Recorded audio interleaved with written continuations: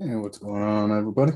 Looks like we just got a couple in the stream here so far. Crypto Beast SC, welcome, buddy. Long time no chat.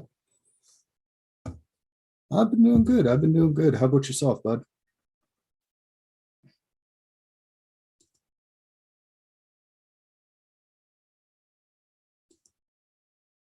Not really too much going on right now. Pretty quiet Sunday for the most part. So yeah, just kind of chilling. Figured hadn't done a stream in almost a month now, I realized. So I was like, you know what?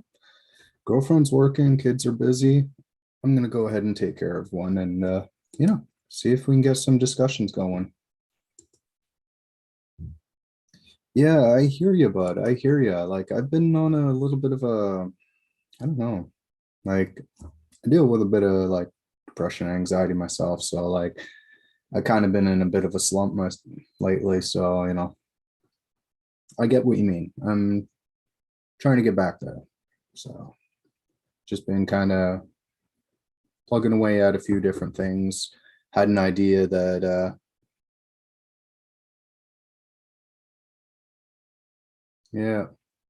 Well, that's it. Like that's exactly it. I haven't done a stream in a while, and I haven't seen you a vid from you for a bit either there, bud. So anyways, yeah, I just figured I'd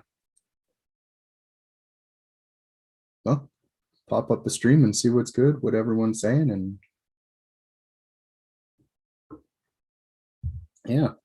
So anyways, today's just basically a free flow discussion. I don't really have specific topic points to discuss. It's more so young Toronto. Hey, it's co-worded chef from Discord. Are you using SGB at all? Yeah, I did claim my SGB there. I'm got it on delegation. That's about the extent that I'm using it so far. I was thinking about taking some other assets and kind of moving them around, picking up some more SGB just so that I can start compounding more and more rewards. But that's the one thing that I'm noticing is that the more people that get on board with SGB, the lower the reward ends up coming because there's only like a set amount. I think it's like 10% of the distribution gets released, and then that gets broken up across everyone that basically is doing, uh, doing the SGB stuff. So basically, the more people that end up getting on board, the less the reward ends up being. But yeah, it's definitely still something to take a look at. I wouldn't mind getting more in there myself. Um, I don't know. Like, I think there's a few resources available via community Flare there. Their Twitter and so forth has they pointed towards some resources where you can go through and kind of see the breakdown of which service providers are offering what. Myself, I've really just been running mine using Bifrost node and scanning nodes myself. Not sure if it's the best, but seems to be working for me. So that's kind of what I'm working with right now. Ian, welcome to the chat. Nice, awesome. Buying solo. I've been looking at that. I've seen solo dropping over the last little bit, and I'm looking at that like an opportunity, man. Like I know they've been around talking about tokenizing everything basically, and definitely something to take a look at there. So, but yeah. Yeah, exactly, Crypto Beast. The more people, the less rewards, but good practice, definitely, especially for when Spark token comes. Exactly it. Spot on, bud. Yeah, if you're looking for great information, as Crypto Beast says there, Mickey B Fresh and Patty XRP, along with Community Flare, all great resources when it comes to basically all things Flare and Songbird there. So if you're looking for resources on Flare and Songbird, definitely check out those three: Patty XRP, Mickey B Fresh, and Community Flare. They've got the breakdown on all things Flare and Songbird. So yeah, I've been seeing that too. Like as I said, like solo's kind of been taking a little bit of a hit there. Seeing it there the other day. It was floating around. Oh, let's see here. Actually, it's been a bit. Okay. Oh, actually, it looks like we have somebody looking to join the chat here. So I'm just going to allow them into the call here. Just one moment. So while they're joining in, I'm just going to go through and pull up here, I believe. Okay. So no, solo isn't on there.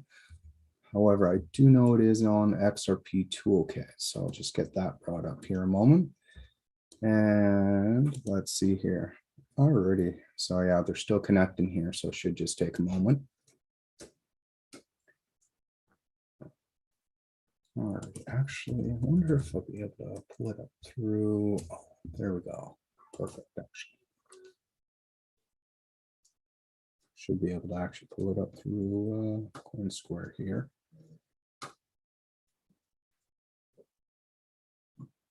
Alrighty, let's. Nope, actually, I was wrong. Where do I see that?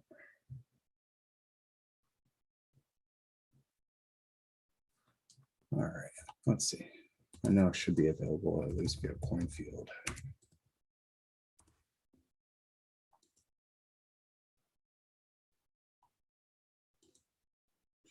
Markets, solo. Okay, yeah. Oh, wow. So let's see here. I'm looking over last month. Oh, yeah. Yeah, solo's definitely taking a little bit of a hit over the last month there. Looks like they're running upwards of $1.10 there at one point, and then just kind of started heading downhill. Wonder if it's just basically people getting impatient, much like every other slow moving asset we've been seeing.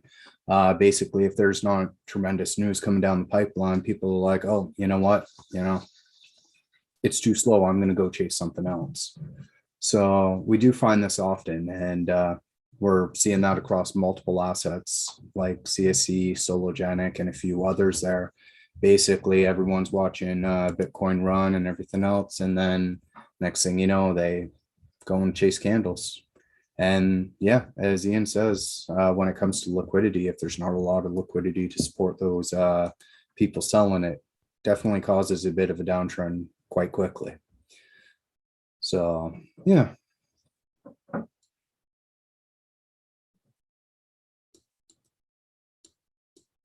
Yeah, that's a very good question, Young Tron, or Jeff there. Basically, I know a lot of people they'll go towards the top rated delegators there.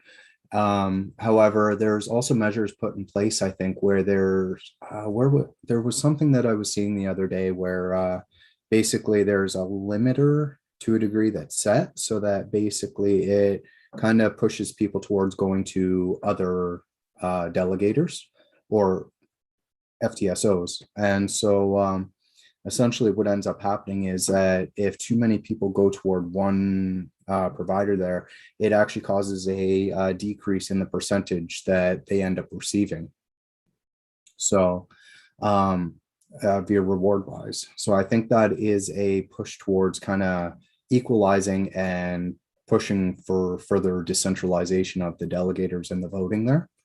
So yeah, I do remember something being said there, but yeah.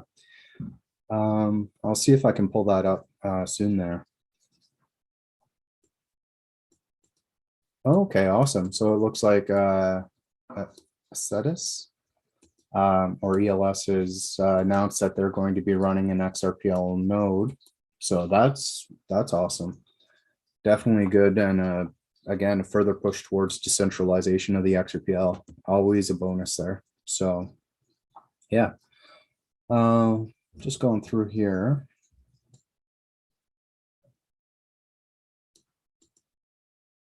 So other words in lockup are amazing 20% and Rand says genius. Fair enough. So when can we start posting NFTs on there? Looking forward. Yeah, I think we're waiting for everything to go live there, Chef, for ELS. I know there was some talks on Twitter there. See if I can't pull that up here.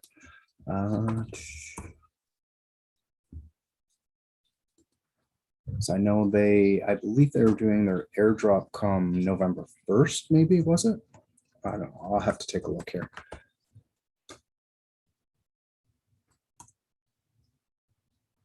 All right. So, yeah. So here, I'm just going to go ahead and share my screen. And we are going to go here. All righty. So, just going through here. There we go. All right. Perfect.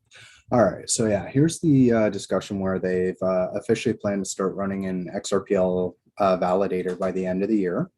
So that's definitely good news, as Crypto Beast was saying. Further decentralization is always a bonus. So something to keep an eye for there. Now, just going through here. No, there was discussions not too long ago. I believe they said that. Yeah, here it is. So the ELS airdrop will be on November. Okay, so it didn't say an exact date as to whether it was a first or whatnot, but they're definitely looking forward to doing the airdrop there on November. So something to take a look for there for sure. Oh, okay, November 5th. Okay, perfect. Thanks, bud. That's definitely good to know. The more information we have, the better, obviously. So, yeah, just going through here. All right, perfect. Yeah, definitely. So, yeah, definitely good to know there. Thanks, Crypto Beast. Got a good source of info there. I appreciate it. So yeah, as I mentioned before, the call here is open if anybody wants to actually call in. The link is in the video description there. So yeah, if you want to end up joining the call here, we did have someone join. However, I'm not getting any audio from them, so might be having some issue connecting. So yeah.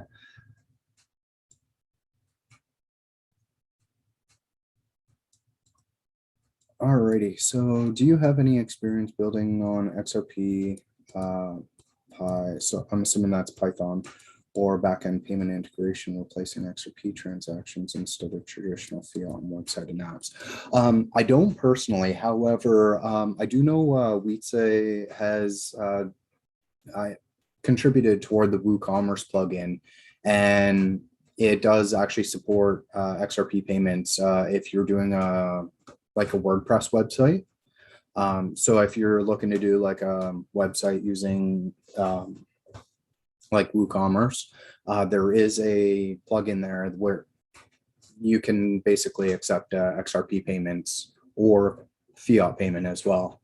Otherwise, like I'm getting my toes wet with the XRPL myself recently. I've started toying around with a few different things.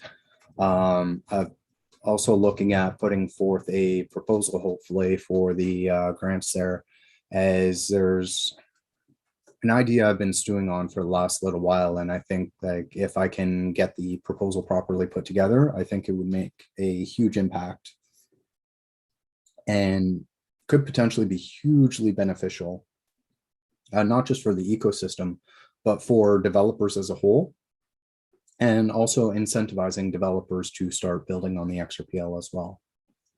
But I don't want to get into too much detail, as I do got to put the proposal together, well, finish putting it together and get that submitted there. So that's something that I'm going to be doing over the next little bit, because the window does close in about 5 days. So, well, 4 days, depending on where you live. But yeah, I do hope to get that put in, or get that finished, put together, and get that submitted as soon as possible, because I think there's many aspects that could be, well, it could provide quite a bit of benefit, not just like to the ecosystem, but to other developers as well. Yeah. So it looks like here we've got Crypto Beast joining the call. Alrighty, so. Oh, there it is. Hey, buddy, how you going? Yeah, I can. Okay, you can hear me good? Oh yeah, you're coming through solid. Yes, I'm at work right now. But I figure I call in because there's so much info out there. Hard to explain just chatting. It really is. And that's the thing is like we're so limited with the chat that it's like there's so much we want to discuss, and then you're trying to hammer out what you're trying to say, and then other people are dropping in with their Yeah, input as well, and trying to manage both is a little tough at times. but it's good to catch a stream with you, man. I haven't heard, like from the beginning. I haven't heard from you for a while, and I haven't been making videos for a while too. But there has been so much going on with, especially with Songbird, the XRPL tokens, all the rug pools, even that weird thing with Sologenics now in their decks. They've been flatlined for a while. Interesting. I Yeah, have it's to been look like more into weird that. that chart. Go look, put it up, man. And Gads from on Twitter was posting about it too. Yeah, definitely. I'll pull that up in just a sec. I just want to address Chef here, or sorry, Chef here. So he's looking into implementing this on JavaScript, but if possible, I'd like to stay connected and potentially share knowledge on this topic. Wondering the XRPL project as well. Any way I can help here? Yeah, well, I'll definitely talk to you more about that. As per what closes in 4 days is the XRPL grants here. So developers are able to basically, if they have an idea that can further the ecosystem, they can hop onto xrplgrants.org here, and you can apply for a grant that will hopefully like help further the development of the ecosystem and so forth. So basically apply for a developer grant, and yeah, so they're opening up for wave two. And so if you have an initial prototype or idea, basically put together a proposal like introduction and abstract of what you're trying to do and so forth, and submit your application. Make a Basically they'll fast go, PowerPoint. Yeah. yeah, yeah, exactly.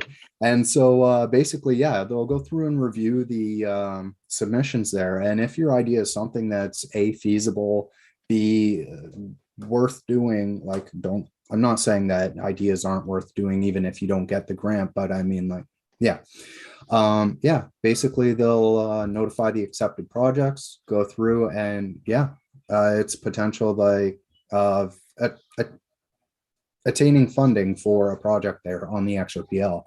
So if you And have who an knows, idea, it may be evolve into something different. Your idea or whoever idea that they decide to do. I just say you guys should just take the leap and apply.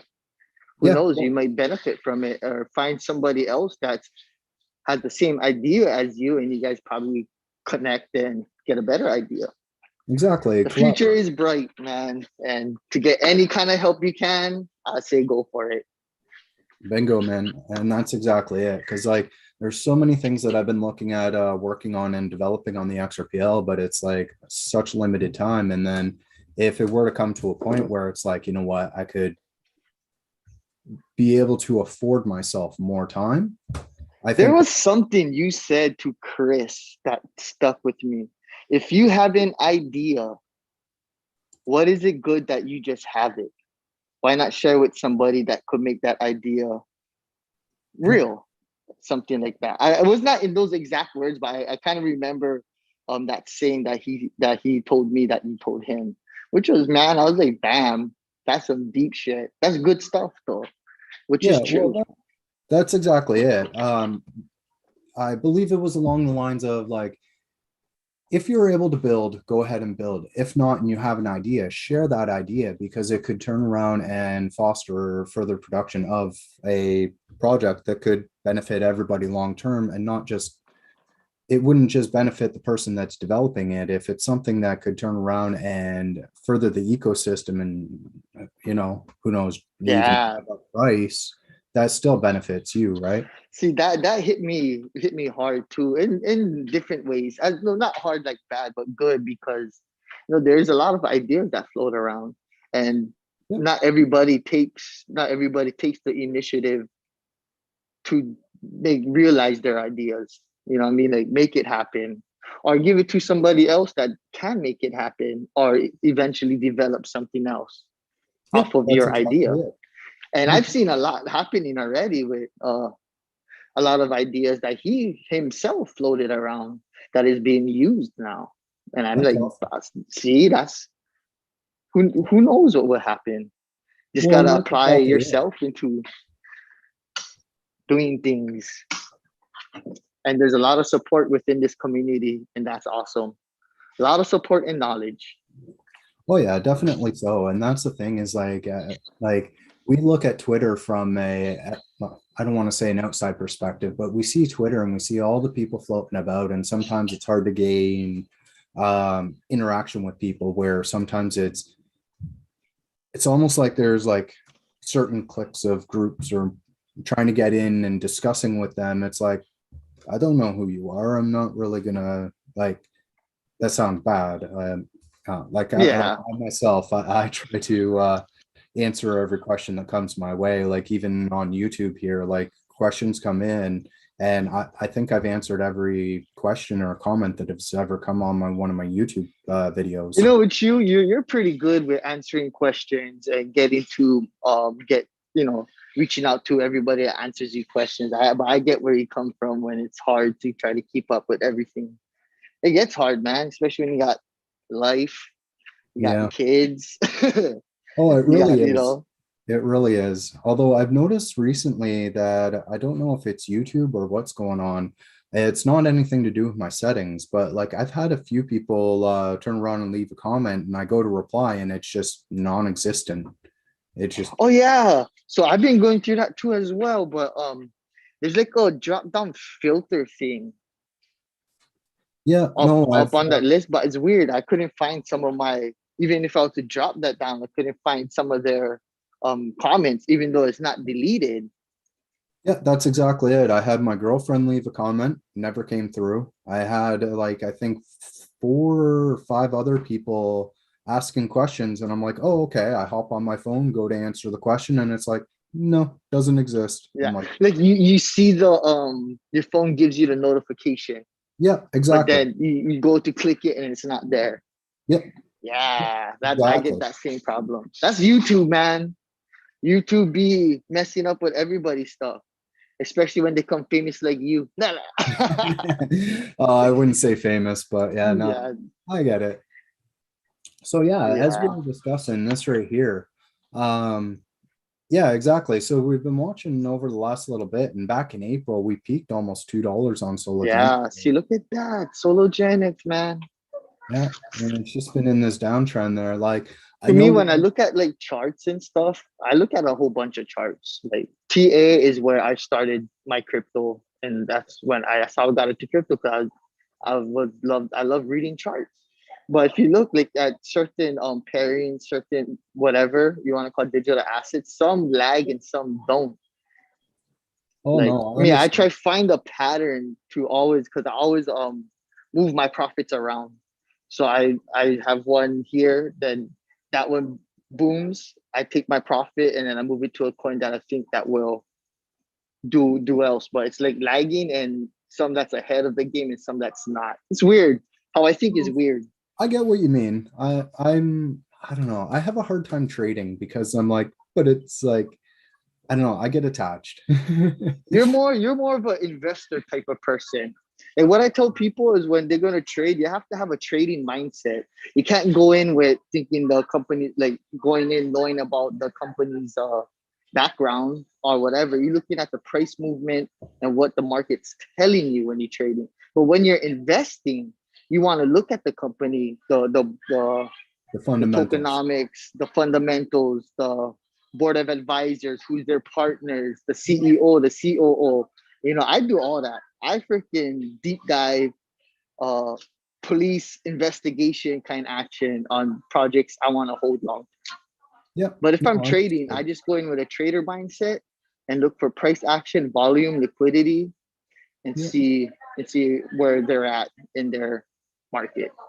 Oh, I get what you mean. Like, honestly, like, I'm not a charter. I'm not like, I don't know. It's hard to explain. Like, I'm not a trader. I don't do charts really, but like, I'm obviously I'm in a CSC. Like, I think well over 97, 98% of my portfolio is CSC, which like, I don't know, people over the last few days might call me a nut bar for like, still holding, but I'm like, Nah.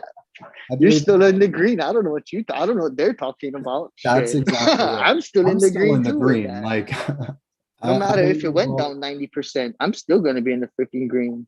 yeah, You know, like, but well, it's that's just a exactly matter it. of patience. You know, So people wants to make fast gains, has to be a trader. That's the only way you're gonna make fast gains if you're trying to realize gains that fast. But you're also gonna lose now yeah, well, if you that's try exactly trade a it. lot. Like But I've that's why actually, patience is big in this game. Gotta have. so like I've actually been following a bit of a trend line on CSC versus USD here.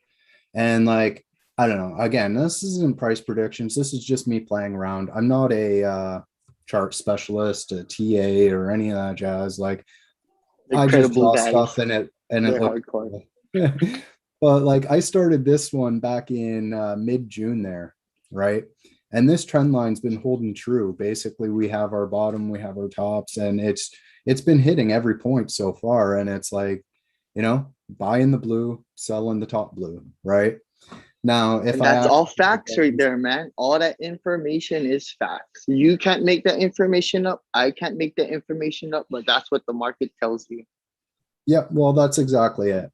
And see, the funny thing is, like, I drew this back around here, and it's been following all the way since. And I'm like, I wish I had the gullies to actually trade it. To But me, like a trader, you build that confidence in your ability, your own confidence. You have to build your own confidence in how you read the market, not how somebody else reads the market. yeah, You know what I well, that's mean? Like exactly it. when people starts to take information from a whole bunch of others, like the media or Twitter, you know what I mean? There is good people out there, but there's more bad people than good people. Oh, yeah. Yeah, well, But that's about if it, you right? take the time to learn the process of trading or TAing or whatever it is, you're gonna benefit no matter what, because you're taking that time to learn and your time in the space, you're already at a win because you're in the space. You're taking the time to learn and understand what you're doing, And and you're that's exactly benefiting. it. That's exactly it. Because that's like my whole point and premise for having like my Twitter and my YouTube and everything is all about education. It's like as I learn, I try to pass that information along, right? And that's why Yeah. I do like how-to videos and so forth on like how to like, you know, just even the basic, how to trade or a crash course on Zum or how to incorporate your get or gateway account into Zum or like, All your videos, I send a lot of my family members to. You know, a lot of them I like told them, man, just get into it. Learn how to do this, learn how to do that, get some, especially with some and the XRPL tokens and what's gonna be happening and with Bifrost is so huge. We're still so yeah, early. And I send them to watch your videos and they say your videos is one of the easiest ones that can help them understand because they can watch you and I you appreciate step it. by step makes it easy, which I like. That's bomb stuff. You help a lot of people out, bro. That's no Well, doubt. thank you. I appreciate it. Some days I wonder, I'm like, no, like, I don't know. I know I'm also not like most well known. I'm not like a influencer, so to speak. Like, I'm Yeah. just out here trying to To like, me, like, I don't care about the person's following or how much people follow them or whatever. What I care about is how they interact and how I am able to learn from them. If I'm able to learn easier or is it going to take me a hard time to understand what they're trying to tell me? But if that person is able to break it down to where it's understandable for me to know, and that's the person I'm going to watch and follow because I don't want to follow somebody that I don't understand what they're trying to give me. no, That's just my personal. I completely agree. It's like you're trying to look up information on something. If you're not able to follow it or understand, there's not much point in continuing because you can't understand, right? Yeah, You're not able to yeah. follow it. So it's like, it actually reminds me of this book that I had back when I was, oh man, I was probably about 10 or 11 years old.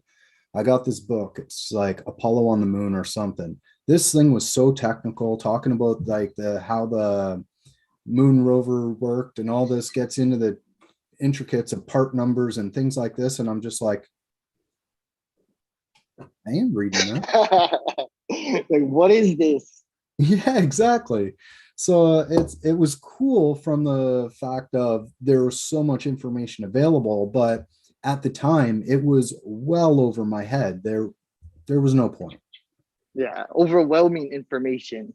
Yeah, yeah, that's exactly it. Like it was cool to read in the sense that it was like, okay, there's a lot of information, there's a lot to process, but in the same sense, it's like it was all lost on me. And so I never finished the book. I don't even know what happened to it at this point. But yeah, so But what you think about what's been going on with the XRPL tokens lately? There's been a lot oh, more bud. rug pulls lately, man. Damn, Yeah, I and don't like it. they just keep coming. And that's exactly it. It's basically the ERC 20 stuff all over again. 2017, Yeah, yeah. 2017 ERC Exactly. Ethereum. It's like Icomania, but at this point, it's like NFT mania, and everybody's just got dollar signs in their eyes, thinking like, Yeah, "Yo, the next big thing." But there's then, actually some bomb projects out there, man. I can't wait for some of them to realize their full potential. Once yeah, all these standards and regulations and everything get good and going, I think they're gonna be better. oh yeah, definitely so. Especially like once we end up seeing what you call it, XLS 20 there, the Yeah, discussion regarding like actual NFTs on the XRPL. If we can actually see that getting put as an amendment and then that amendment getting passed through, I think that's going to be the game changer because like big game changer. yeah, so like there is where is it? GitHub. I know Well, Weedse and the some community were saying that they're not going to be supporting the XLS 14D or yeah. something like that. I remember seeing a post from them, and but they said that they rather support the 20 version instead. Yeah, and that's exactly it. So if you want a bit more information on the discussions that they're talking about, it does get quite technical, but it's right here if you Yeah, GitHub of the super X technical. Foundation. Yeah, yeah, it really is. But like here's like the discussions regarding 14D there, right? And then You guys will be able to understand more because you will understand that dev side and yeah, building apps. I mean, I'm not well, like I I get tried what you're learning about it, saying. but it was hard, man. Like I'm not a guy. I'm Yeah, not a guy to learn that. But I keep it to the ones that do like you. I just ask you for information. yeah. Well, that's exactly it. So like if we take a look at the 14D discussion here, right? It actually gets into like it gives an overview, like a non-technical overview and the applications for it, but then it gets into here's the technical bit, basically looking at the breakdown of it. So if the value of the issued currency is in a range and it has a E dash value, basically you can issue, it's basically issuing additional tokens in the sense there, right? Yeah, So to that pay for the actual NFT or something like that. yeah, so I believe if I understand it correctly, like I need to do a bit more reading on it myself, but it sounds like each NFT would be a token itself on the XRPL using the 14D discussion here. So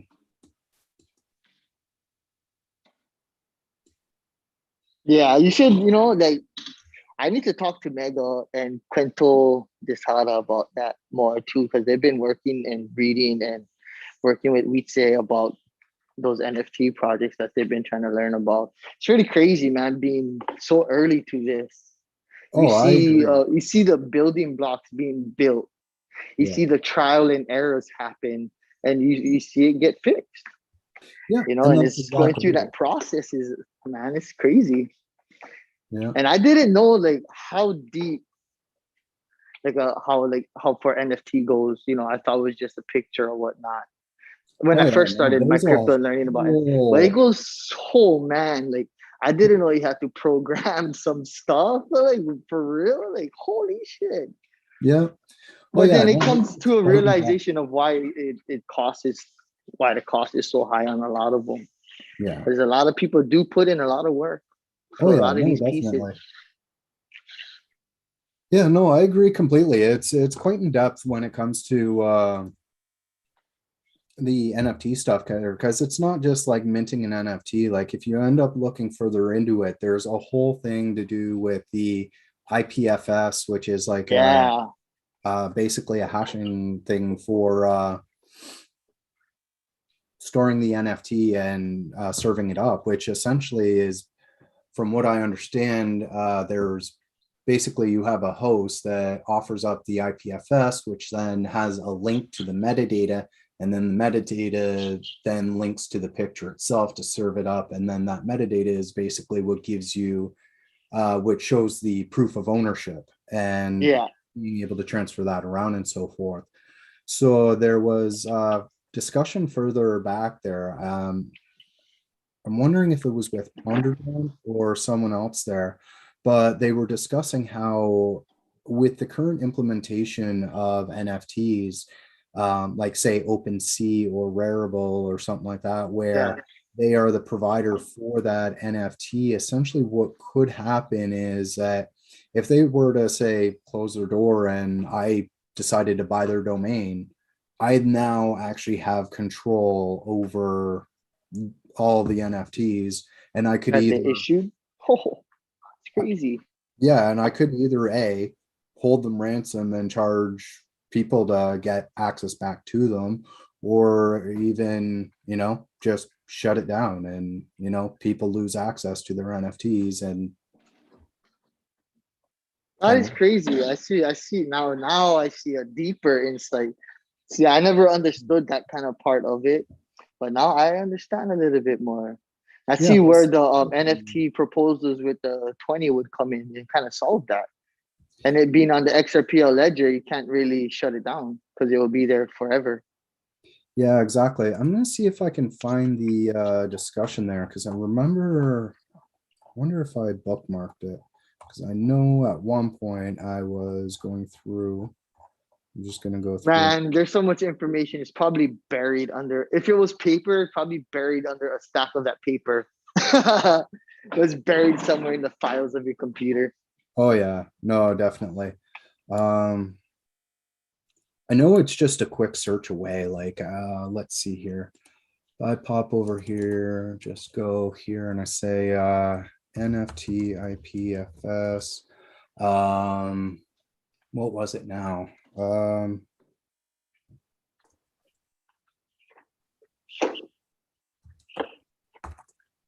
Maybe it was under this here.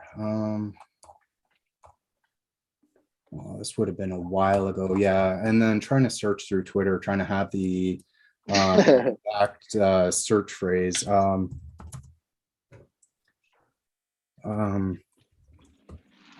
Anybody have questions in the chat? I can't see the chat. oh, no worries. No, the last thing coming through was from Chef there. Looks like we're kind of losing a few people along the way with the discussions we're having, but you know what? It's all about education. If people want to join, they're more than free. Zoom meetings. I'm cool. I wanted to come jump in to talk to you, bro. I haven't seen talk to you Oh, for a fair enough. while. I appreciate it. And then share what I know, I guess. Oh Whatever, yeah, man. definitely. Um, just trying to think of what it was now.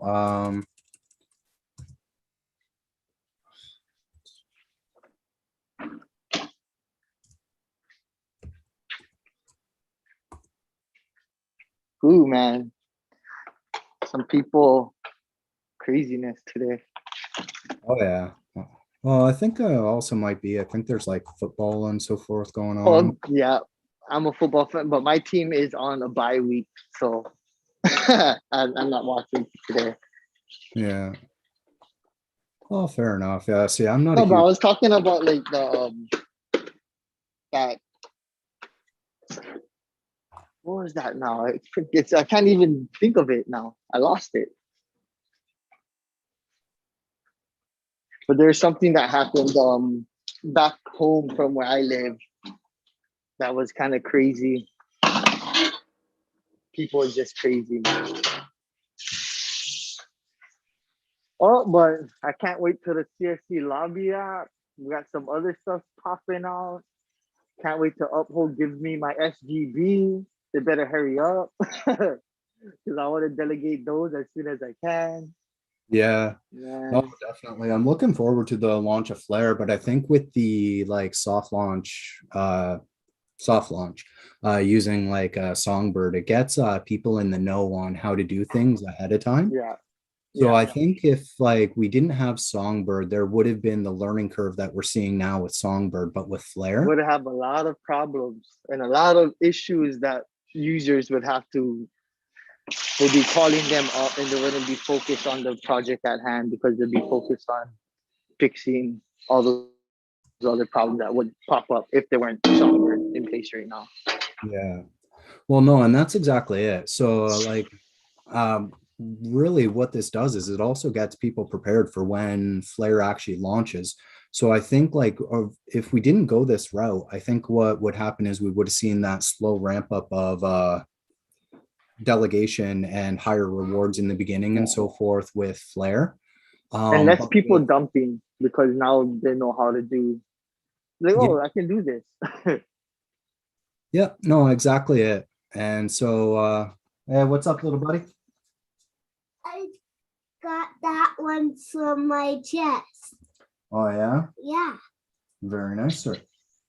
And I opened it and got that guy out of it. Oh, you got your squid out of the pirate chest? Yeah. Oh, fair enough. Oh, how about you head upstairs and watch Paw Patrol or what you're doing there, okay, bud? I am watching Kelly downstairs in the living room. Oh, okay. Well, go do it up, bud.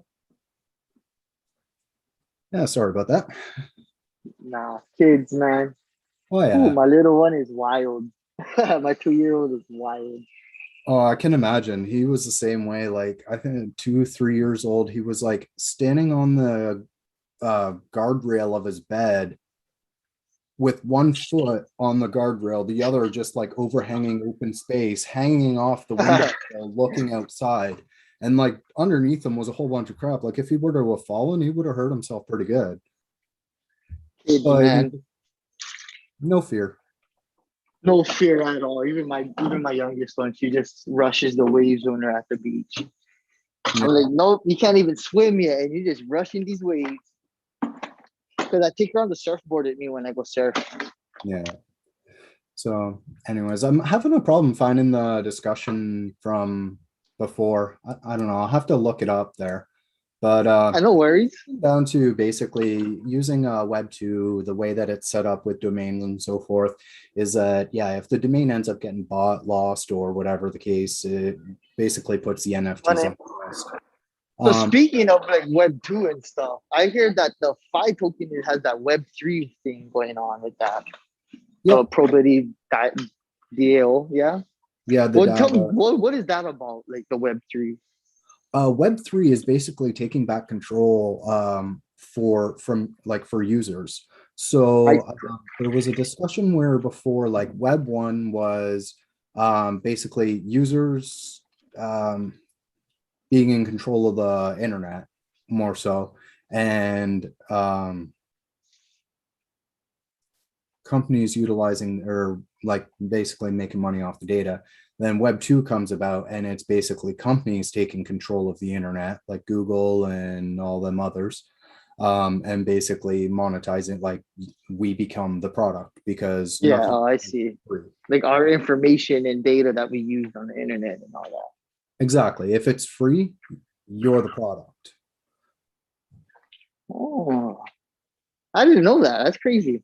Yeah, well, that's the thing. Actually, Tyler there, T-Boone, he's shared something a couple days ago. Maybe it was yesterday. Let me see if I can bring that up. I know I ended up doing a retweet on it. I'll see if I can just find it here. I've been kind of quiet on Twitter for the last little bit, just like I comment here and there and try to educate and so forth. But yeah, here we go. So I'll just go like this and go. So I love this guy's videos, Smarter Every Day. So if you don't already see him, I would suggest like giving him a follow on YouTube. Guy goes over a bunch of stuff and it's always quite educational and helpful there. But this here, this is a video that he shared not too long ago, and Tyler Boone shared it there. So if you end up having, or basically wanting to take a look, there we go. All right.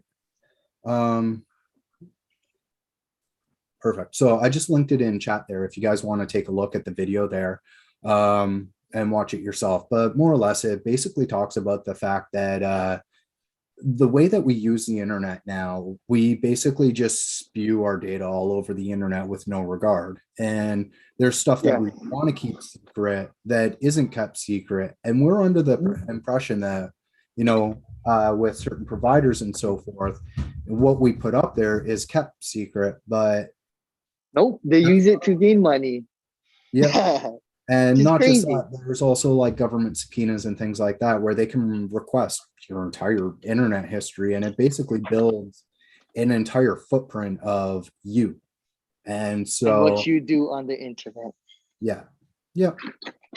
And that's It's crazy, man. Yeah. That's like Google, Facebook, Twitter, all these platforms have information of us. When we buy stuff from Walmart, Amazon, all that's all information and metadata on us. Yeah. So yeah, actually I have a comment here from Mango Paradise in chat. So I've seen some people discuss on Discord their experience in beta with violating NDA. Ooh. Can you please provide me a bit more information on that? Whether you send me a DM or something, bud, I would, or point me towards those discussions, because if that's happening, that needs to be addressed. Anyways, can I describe how it's going with myself? No specifics, just if feels good, it looks promising, whatever I could say. That's the thing. I look at my NDA as it's binding, like it's a non-disclosure. I can't disclose, and as such, I can't really say where the, oh, okay. Okay, had me scared there for a minute. Okay, discussing violating. Oh, I thought you were talking about the lobbies app, man. Yeah, no, that's what he's talking about. Oh, okay. I am a beta tester, like I am testing the CSC lobby. So, but as such, like I am under NDA, so there's very, very little that I can discuss without it being a violation. So, that being said, I don't want to end up discussing and there being a, like even a light slip could be a violation, and I don't want to end up, you know, jeopardizing things, because like the team's working. Yes, exactly. Crypto memo. I can't talk about the NDA. So anyways, yeah, basically like I am beta testing. I am looking forward to the launch of the lobby. I know the team is like working behind the scenes, despite like I know a lot of people are up in arms because it's been quiet lately and so forth, but things are happening and the team is working diligently. They're doing everything they can. And like I can't wait for the launch of the lobby. Like I'm looking forward to that day, because it's, you know, it's what And I've been looking forward to that day for a very long time, and I'm still waiting. I oh can't yeah. wait. I'm excited. You Yeah. know, like I'm excited. Yeah. So Well, much that's progress exactly. of all, so much projects that has so much progress, Yeah. and you know they go quiet for a little bit, and then people get all antsy. I Yeah. don't know why. I don't Exactly. understand that. And you know, quiet isn't always a bad thing. I know like people like to be in the know and up to the date with facts and everything, but you know, sometimes being quiet is probably one of the best things. Like why you guys been quiet? Because you've been beta testing, and Rasta been beta testing, and some people been beta testing. So a lot of people has usually Yeah, Loud, well, that's exactly it. If you hop quiet. into the Discord and you see somebody with the Zum logo, the little black Zum logo next to their name, just hover that with your mouse if you're on a computer. Yeah, those are the guys that are testing. Exactly. So like, That's a server role, right?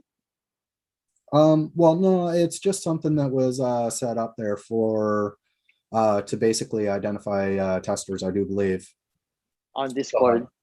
yeah, exactly. Okay, So I see. yeah, so like we do like there are some of us who are actively beta testing the CSC lobby. There's things we're going through, whether there's like issues that end up getting found or just providing general feedback, whether it's something to do with like, UI or anything that could like, we like this could be you or this could be improved or anything like that. That like that's what beta testers are there for, right? Yeah, yeah. Well, and that's the thing is like it's not just like the beta testing in the CSC lobby, but even the team has discussed like some of the stuff that's been on waiting to be talked about, released, or announced is like has been basically on hold due to third parties. So like that's the thing is like if it was the team that was just sitting there stewing on it and not being able to do or not announcing it for the sake of not announcing it, then I understand like people being up in arms. But when it's been actively discussed that there has been delays due to third parties, whether it's well, I'm not sure Just exactly. having that information, everybody So, should be happy. You know why? Because they're working with third parties. What does that mean? Partnerships. What does that exactly. mean? Gains. But what we have to do is just be patient. What's so hard about it? You know That's what I mean? That's exactly just how it. I think. Well, You know, that's like they exactly just it. tell me And something like that. I'm like, damn, let's go. Hurry up and get this shit over it so we can see some bomb products being able to use. And I yeah, cannot wait to do the lobby app because I've been beta testing the iHunt 4's virtual AR treasure hunt, and that oh, thing is amazing, man. Like, watch when the Apple glasses come out and AR technology skyrockets, bro. Shit's gonna be crazy. yeah. Oh, I know. I've been hearing a few people talk about that. Even Zerpinator mentioned a couple things there on Twitter, and I was like, maybe I need to take a Yeah, further he's look pretty at it. stoked on it, man. I'm glad that I was able to talk to him about it. Also, Patty XRP. I actually gave Patty XRP 1,000 IGC like along when IGC first came about, Yeah. and it was before all the trust lines were booming. And I was talking to him about it. He was introduced to us by this guy named Prokop Volkalvo. Yeah, I don't know if I pronounced his name correct, but he's somewhere in the Czechoslovakia place somewhere in the world. But that's how I got introduced to him. And then yeah, like it's just crazy because it's not just AR. It's to do with like it's a marketing tool for businesses and stuff like that, which is pretty good. I Yeah, it like is it. pretty cool. Yeah, that's pretty awesome. Like I like the idea behind it. It is Even like strategy engine. yeah. That one has a pretty good idea. FSE. There's some good projects on there, but there's some freaking man that just reminds me of yeah of all the bad shit that happened with the ERC boom. Yeah, well, that's exactly it. It's often the case of people realize, oh, I can do it. They don't Yeah, stop to realize, should I do it? Because yeah. like it's been discussed already. Like right now with the XRPL, like the native NFT support isn't there, right? It's not. Um, but that will come down the road with like once we do end up seeing the submission of the like XLS 20 being pushed The towards it. NFT standards, yeah. Yeah, exactly. Once the standards are there and it's able to be properly built, that's when the things will start really rolling. But everybody's on this like NFT craze. And then, we have these few projects that are one started, and then it was like a whole bunch started. And then they all just started rugging left and right. And it's like now, Yeah. even myself, like Like I've stopped setting trust lines. Like me I'll too. I had to just because of I knew already it was getting out of hand. And that's when I was voicing to a lot of the projects that were coming out that you guys are fucking scam. Sorry for my language. Like Yeah. the TMT one, yeah. I was like, bro, what are you doing? Yeah. And at that time, it wasn't really being spoken about all these that like stuff weren't even an NFT, and that guy didn't even had nothing, and people were buying it. I was like, bro, come on, guys, Oh, I know, and you're that's just gonna make exactly it it. worse for everybody. And see, You the just thing that I'm liking this caught up page is on is making it the comfortable for people to buy it. You know what I mean? Like stuff like that. yeah. Well, and that's exactly it. Is like I know I've seen projects where it's like promises down the road, or it's like, like oh man, I'm seeing it more and more. I'm glad people are calling them out for it. Like Ripple it in, and Yeah. guys old school there. Like a lot of them are out all over. Because of them, I was able to take a break and go on vacation. Yeah. Because I was going off in the beginning, man. I was like calling out all these projects, even like who, but it's hard. It's the information and tying the info to that project. Because a lot of these projects has multiple wallets, and all these wallets do trades within their coin, which manipulates the price. Oh God, like there was one that got called out there. It was for the ELS drop, but they were also hammering out for the FSC as well. Yeah, I seen that. Yeah, there was like over 3,000 trust lines on it, or 3,000 accounts associated with it. Let me see if I can get that pulled up here, because I did a little bit of tracking down myself. Yeah. And One of them was X Gold. I remember the X Gold guy having multiple wallets. Yeah. And he was selling, and they were listed on BitChute before even. I'm like, they were selling on the decks and stuff way before they even dished out any X Gold to anybody. Yeah. Well, that's They're exactly selling it on it, like before they even. I didn't like that, so that's why I didn't get into the project, because they was already selling it. Yeah. So like, here's the thing. I'm gonna pull it up on the shared screen here. So Trustline Trader here, he ended up kind of posting us towards the beginning of it all here with this account here. So when we end up pulling it up, you can see that they end up adding ELS, FSC, and it just basically goes towards another account. And it's going to take a sec to load here, but more or less it's a bot that keeps cascading, creates an account, forwards the rest of the balance, creates an account, forwards the rest of the balance, creates an account. Yeah, that's dirty. Oh, That's so God. dirty. Every single one of these accounts is the exact same thing. Yeah, that's crazy. Ready? Go back here. Ready? Go. I ended up backtracking it all the way to the source at one point. So if we go through here, I'm just going to go through and pull them up. So this was the base account that I ended up tracking down here. Okay. So as you can see, they basically went through and were just creating accounts. These are all account creations right here where they go through, create the trust line, and we're doing the same thing. So if you go back to the initial history here, oh boy, this ends up taking a bit. Yeah, man. All right. So I'm actually, okay. So yeah, all these accounts here were all created using like the same thing. So it went through like 5 pages of accounts here. But if we look also here, before it started the bot line, like this is the account that we were looking at before, right? Yeah. It was activated by this guy. At this point, there's 15,000 XRP. They started off with 28,000. And then that's not to mention all these other accounts.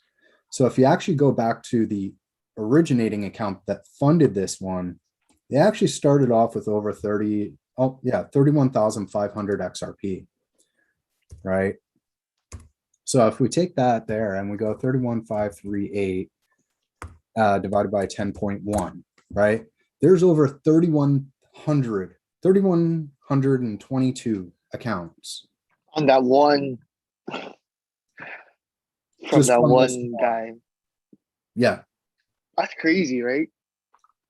Well, that's What does exactly that it. tell? What does that show people when they're adding trust lines? Oh, there's about 31,000 people already have it. Yeah, I feel and safe. that's That's, exactly it. you know what I mean? That's why I tell people adding the trust line is safe, but only to a certain extent. There's other things that go within it, like who's these wallet addresses? Who are all these people? We don't know. Well, not just that, it's also there's a couple of things that do end up coming with it that we ended up running across. Is that one is if you turn around and you issue a token and then you change the account that issued the token, that person can no longer send the funds back to be black holed Oh yeah, we or cannot. back to the issuer. Yeah. That person is actually stuck with the trust line. You would have to go through XRP toolkit and send it directly using the XRP toolkit and having that original address. But if you Yeah. don't have the original address, you can't. Yeah.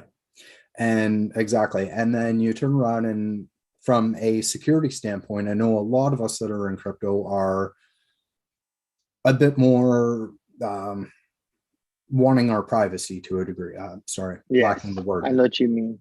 So, like the moment you add a trust line, the issuer can see that. And as well, if you're set up on the tip bot, anybody who sends you a tip can see that. So, as an example, right? If we turn around and like we'll use actually use here CSC man. We'll use the CSC address just as an example, right?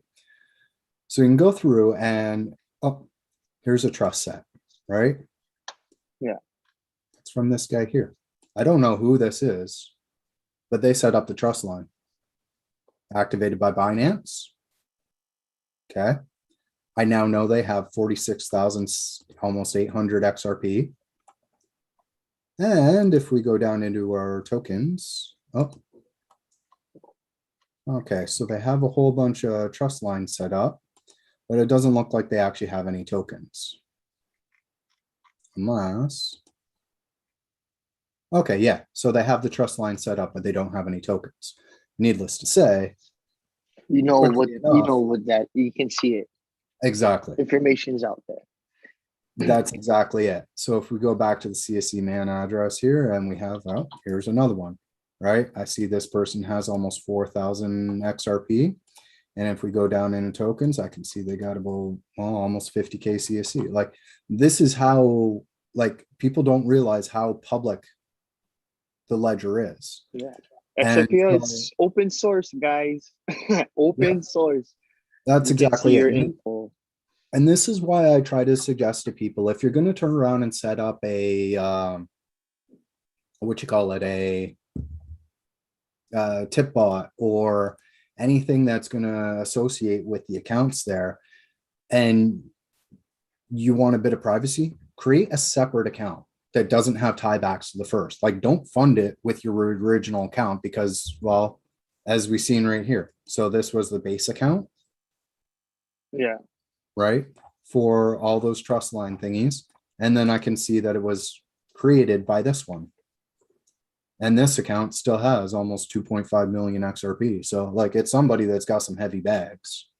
That's heavy bag. That's like, a heavy bag. right? So like I want that some hey, give me at least a portion, like, give me a quarter of that. I'll be happy. yeah. I'm happy already, so it wouldn't matter. Yep. Well, that's exactly it. So like the thing is like the information on the ledger is public. So if you want at least some semblance of privacy or at least pseudo privacy, create the account from a separate account, like altogether. Set up an exchange you've never used before, or even send from an exchange that, or send directly from the exchange to activate the account. Yeah. You bit you to activate it. You use a sex account to do it. Yeah, either which way. Like, but the moment you link back to any of your main accounts, that semblance of privacy or pseudo privacy is gone. Like, this is how quick and easy it is to link back to your holding account. Like if you turn around and I had my holding account and I created a tip bot off of that, and activated it using my hodler account. Yeah. That's publicly seen. Yeah, my HODL account is not publicly seen. The only one that can be seen is the one I trade with. And that's it. The one I play with, I should say. Yeah. But hey, but good speaking with you, bro. Always. Yeah, definitely. I'm gonna head out. You have a good and awesome day. Yeah, definitely. You too, buddy. Aloha, man. Aloha to you. I'm gonna be making videos again. Probably after Awesome. next week. I gotta get back on it. Yeah, sounds good, bud. I'll make sure to give him a watch and a follow for sure. Guarantee. Aloha, man. You have a good one. You too, bud. Thanks for coming out. All right. So yeah, as we were discussing there, like a lot of this information, like this is all public and it's all openly available on Ledger. So if you're looking for some semblance of privacy, make sure to like activate from a different exchange or something like that, or at least not from your Hopler account. But so just to address a couple things in the chat here, Mango Paradise was still talking about the CSC lobby here. Said it would be a bummer if the beta finishes and the third party still asks for a month or whatnot. Feel like the CSC team will hold off on ending the beta until the third parties give them the green light, so there's no empty dead time where everyone will start complaining again. Well, the thing is, like, unless there's something lined up to be continually like bam, bam, bam, bam, bam, bam, that's something that you're going to run into. All right. There's going to be dead time or production time or development time or whatnot, where there's going to be these periods where things are happening in the background, but not much gets discussed on the front end because there's not much to discuss. Like if I'm sitting here, I'm developing an application, like, I don't really have anything to bring to the table to talk about, right? I can't really just say, oh yeah, so this is what I've done today on the back end, and I start spilling all the secrets before it gets out. And then people are just like, then when the announcement comes for launch, everyone's like, yeah, we already knew that. You told us about it. What about an announcement? Well, that was the announcement. Well, that's not an announcement because we already knew about that. And we've seen that before. Like that's something that has happened before in chat where, you know, things were being discussed along the way, and then people were upset because the announcement wasn't really an announcement because they were privy to the news as it was happening. So the thing is, like, no matter what, there's always going to be someone that complains. Someone's not going to be happy. It's inevitable. You can't please everybody. So my opinion, the team just needs to keep working as they are, the way they're doing it, pushing through and getting stuff done. You know what? We know they're not sitting on their hands. Things are happening in the background. Just because we don't see the constant announcements or the blogs coming out or whatever the case doesn't mean things aren't happening, you know? That's just the way it is. Like, yeah. Anyways, I digress. Point of the matter is things are happening. The team's working.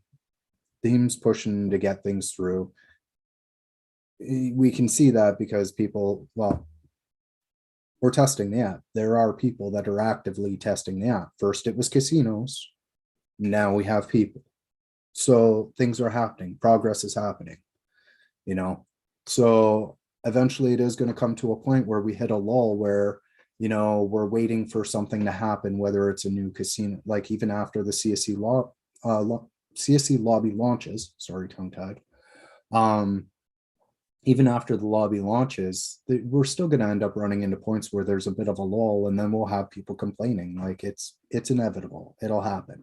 I'll tell you that right now. There's no avoiding it. And there's no pleasing everybody. We could sit there and roll out and be like, you know what, we've listed with this top tier exchange, or we've listed with this top tier casino, or, you know, these partnerships are in the works, and people are like, yeah, but what about these guys? Why aren't you working with them? This isn't good enough. It's gonna happen. Like, anyways. So crypto ammo's in the chat here, and it says Bitu really needs to be careful because they're letting in some fringe projects right now. I agree. There's some projects that probably do need to be a bit more vetted, but the thing is, it's also voted by the community, right?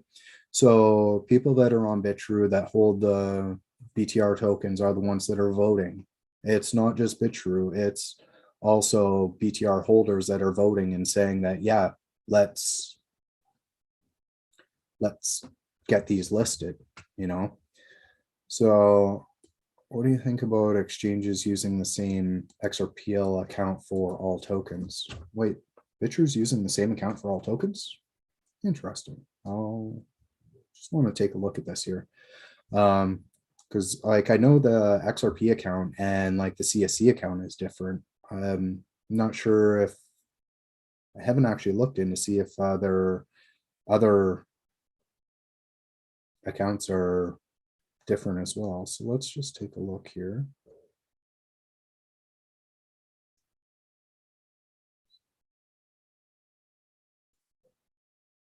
Oh, interesting.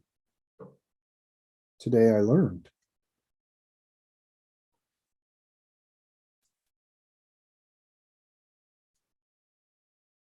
Okay, so it looks like the XRP account itself is its own account, but all the tokens themselves utilize a different XRP account. So it's like one account for XRP, one account for all other XRPL tokens, whether it's what other ones like CSC's got listed, CX1, Equilibrium, Locks, and Smart NFT there. So a lot of those are, well, those are all using the same account. Actually, that's news to me. I didn't know that. In regards to what I think about it, honestly, it makes sense. In my opinion, it would have made sense for all XRP stuff to be on the same, like the same one there, because you have like having a different account for XRP and then having a different account for all the XRPL tokens actually ends up causing a bit of confusion. And we've already seen it where some people are sending they're sending like trying to send XRP to the CSC account or sending CSC to the XRP account. And while steps have been put into place to mitigate that, it still happens. Like recently I seen someone mentioning in Discord that they sent it to the wrong account or something similar there. So, all right, I will actually have to look into that here. So just one moment, we'll get that pulled up here.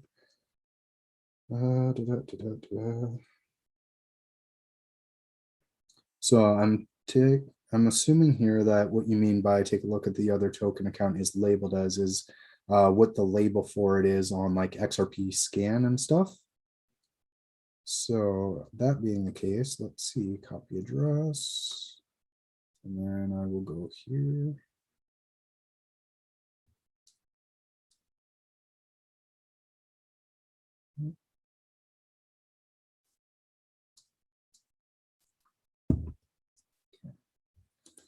So I'm just going to go ahead here and go here and copy this. All right, so this is the, oh, that's great. That is great. Okay. So that is amazing. So for all you that didn't catch it, the other XRPL tokens is there's the Bitrue XRP account and then Bitrue CSC. So Bitrue CSC is actually the one that's holding all other XRPL tokens from not just CSC, but CX1, Equilibrium, Smart NFT. Yeah. And the other ones like MG Social and all those as well. So let's see. So yeah, they've got X Gold, CSC, MGS, CX1, Lock, Smart NFT, and Equilibrium. These are all listed under Bitrue CSC. That's wow, that's interesting. I can understand why they started freaking out. That's kind of funny actually. Oh man, that's interesting. All right. So, wow. All right. So, Big Ted actually asked a question here in chat. Code Word, is a CSC app will be released this year, and are we going to have a bull run? Honestly, but I can't say. Like, there's a couple factors. A, I don't know. B, if I did know, I would be bound by NDA that I can't really. There's like, yeah, I can't openly say like what the status of the CSC lobby is, when it's going to be launched, or anything like that. Are we going to have a bull run? Like, I sure hope so. Like, I hope for the best. Like, I don't know, like, where it's all bound by everything that's going on. Like, myself, I've been following the project for a while. I have faith in the project, despite like I see a lot of other people losing faith because things aren't happening as fast as they want it to. Like, admittedly, like, point and proof, like, if I didn't have faith in the project, I wouldn't be holding 97, 98% of my assets in CSC. Like, literally, like, my portfolio is CSC. I've got my Tipjar account, which is, let's see here. Let me just pull up XRP toolkit here, and I'll show you, like, open, like, here. So like, I've got some CX1, I've got some smart locks, I've got a few other assets and some CSC and so on. There's like, I think if I pull it up, here, let me just pull it up on Sum's account worth tool, like full disclosure type deal. Like, everything that I own that is not CSC is in this account right here. So like, let's just take a look. Yeah, here, I'll turn down the brightness so y'all can see. Like, the, okay, maybe up a little bit more. All right, let's see if we can see this here. There. Yeah, so just shy of 1,400 bucks. There you go. That is what I own that is not CSC. The rest of my portfolio is all in CSC. Okay. If I didn't believe in the project, that wouldn't be the case. Okay. So are we going to have a bull run? Don't know. Can't say for sure, but I'm hoping. And as you can see, everything, like, yeah, everything I don't hold in CSC is all right here.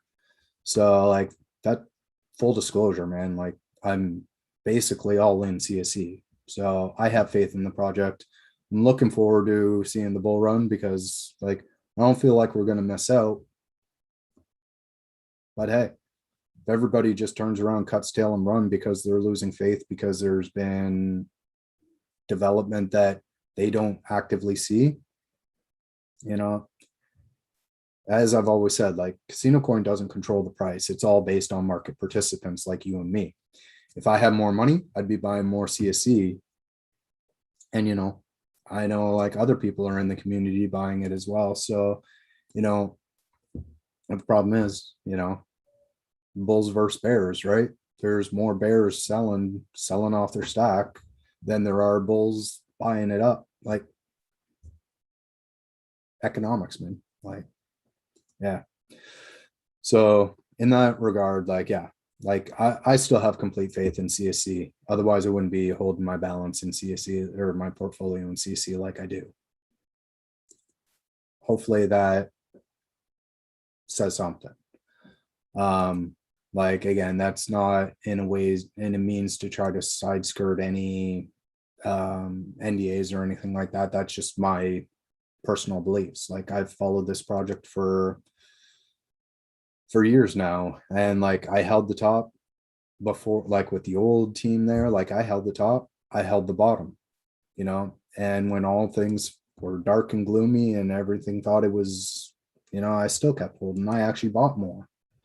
So like, you know, even the way things are standing right now, we take a look here, you know, even the way things are standing here, you know, I'm still in the green. Like, you know, it is what it is. So that being said, I still have faith in the project. I'm looking forward to the launch of the CSC lobby because, as I said before, I've also still got the other account here. I believe it's this one here. Yeah. So this here is the giveaway wallet. So with the recent news of Sleon there or Salvo closing up shop at the end of the week, I'll be looking into other crypto shops to be able to do the giveaway there. But that being said, I do still have the balances sitting here waiting for that giveaway and the launch of the CSC lobby to do that giveaway. So I'm looking forward to that there. Yeah. So now I do have Deftone in the chat here. How do you feel about the Legacy network and its partnership with XDC and Flare network? Honestly, like I haven't looked too much into it. I do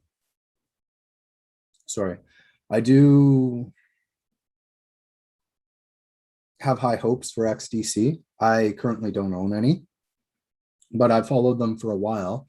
And you know what? I hope them all the best. I'm looking forward to it. I hope all projects with utility and fundamentals do succeed. Like some of these other projects that we see that are getting propped out, like these like Cool Cats NFT, all these like scam coins that are dropping and people are getting rugged. Like I wish they'd stop, but there's not really much we can do because it is a public open source ledger, right? So with that being said, you know, legitimate projects like, you know, XDC, IH Barquan, like all these other projects, like I do hope they succeed. I don't personally hold any. As I said, I hold the majority of my balances here in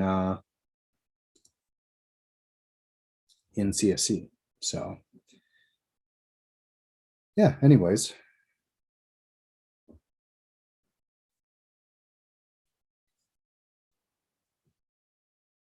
All right. So yeah. And yeah, exactly. CSC like is like the OG token on the XRPL. Yeah, we like I think we were one of the first or one of the first projects to actually start openly developing on the XRPL. There were many tokens that were issued on the XRPL prior, but none of them really took as far as I'm aware. But yeah. So yeah, that being said, and yeah. Oh wait, what? They added a fake.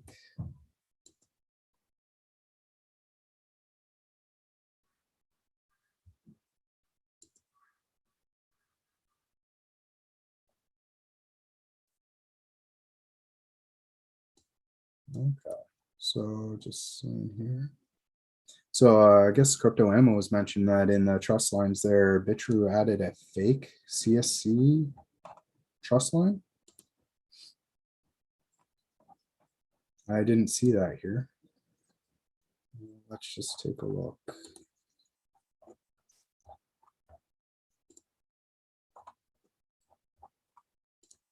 Oh, I'll be going through pages for days. Okay. Yeah, so let's just take a look through because like we do have CSC token. No, that's the CSC man address. Oh, okay. No. No. Yeah, I'm not seeing any fake CSC accounts here, bud.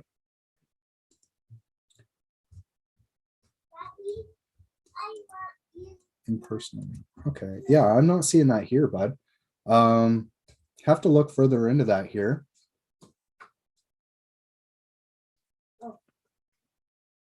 Yeah, definitely have to look further into that. If you have a link to that, let me know.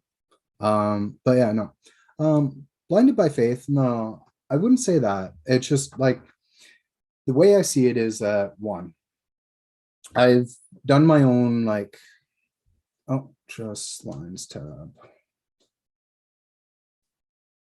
Oh, okay, I do. Interesting. I'll have to look further into that. Yeah, I see. They don't have any tokens, but they added the trust line for some reason. I wonder if it's another project that is potentially named itself as CSC for some reason. I know there was someone was talking about a project named CSC, but I don't think it was on the XRPL. I'll have to look further into that. Thanks for pointing that out. I'll definitely spend some time researching that. But yeah, as I was saying, like I wouldn't say it's a blinded by faith thing though. My faith in XRP, or sorry, my faith in CSC basically comes from the fact that like I see, like I was with the like following the project before the swap, obviously, and like I seen everything that kind of went on with the old team and how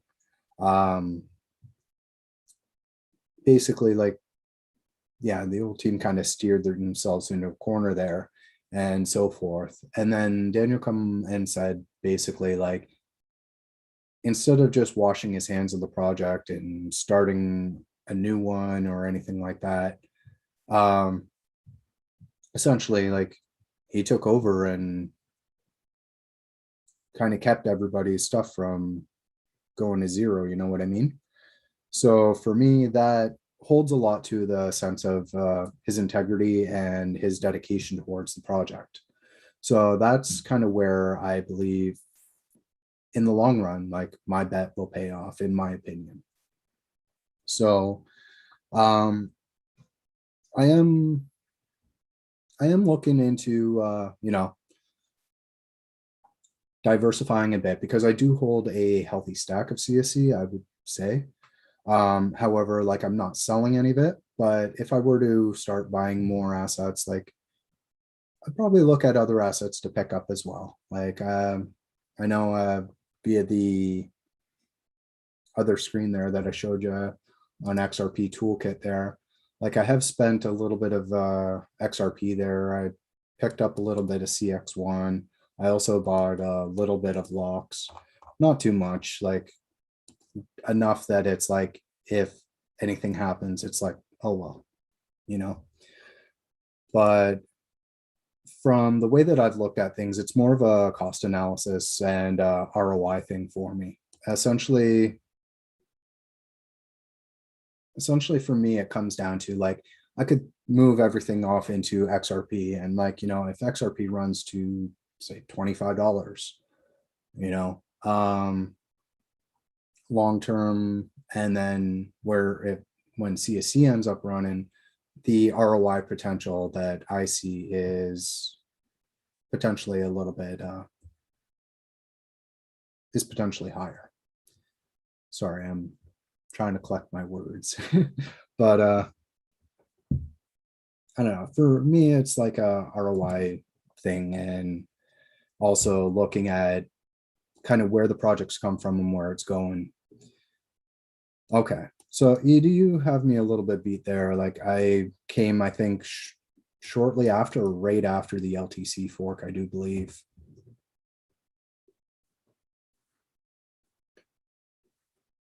Fair enough. I like I don't blame you. Like I admittedly like I have considered taking a stack of CSC and moving it off, making some gains and bringing it back in. It's something that I have considered and taken a look at. But at the moment, like I don't see the point really. Like with the CSC lobby at its point where like we're beta testing it and it's basically in a closed beta test. I know there's been talks about the exchange for a little bit now, but like things are happening in the background, like in the background that, you know, a lot of the community don't see. And like, you know,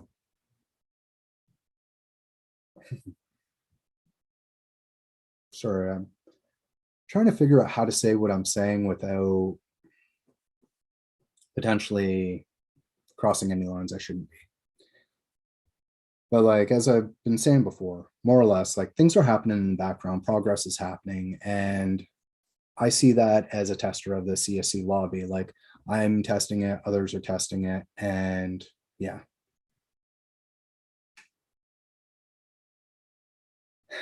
Hey, fair enough.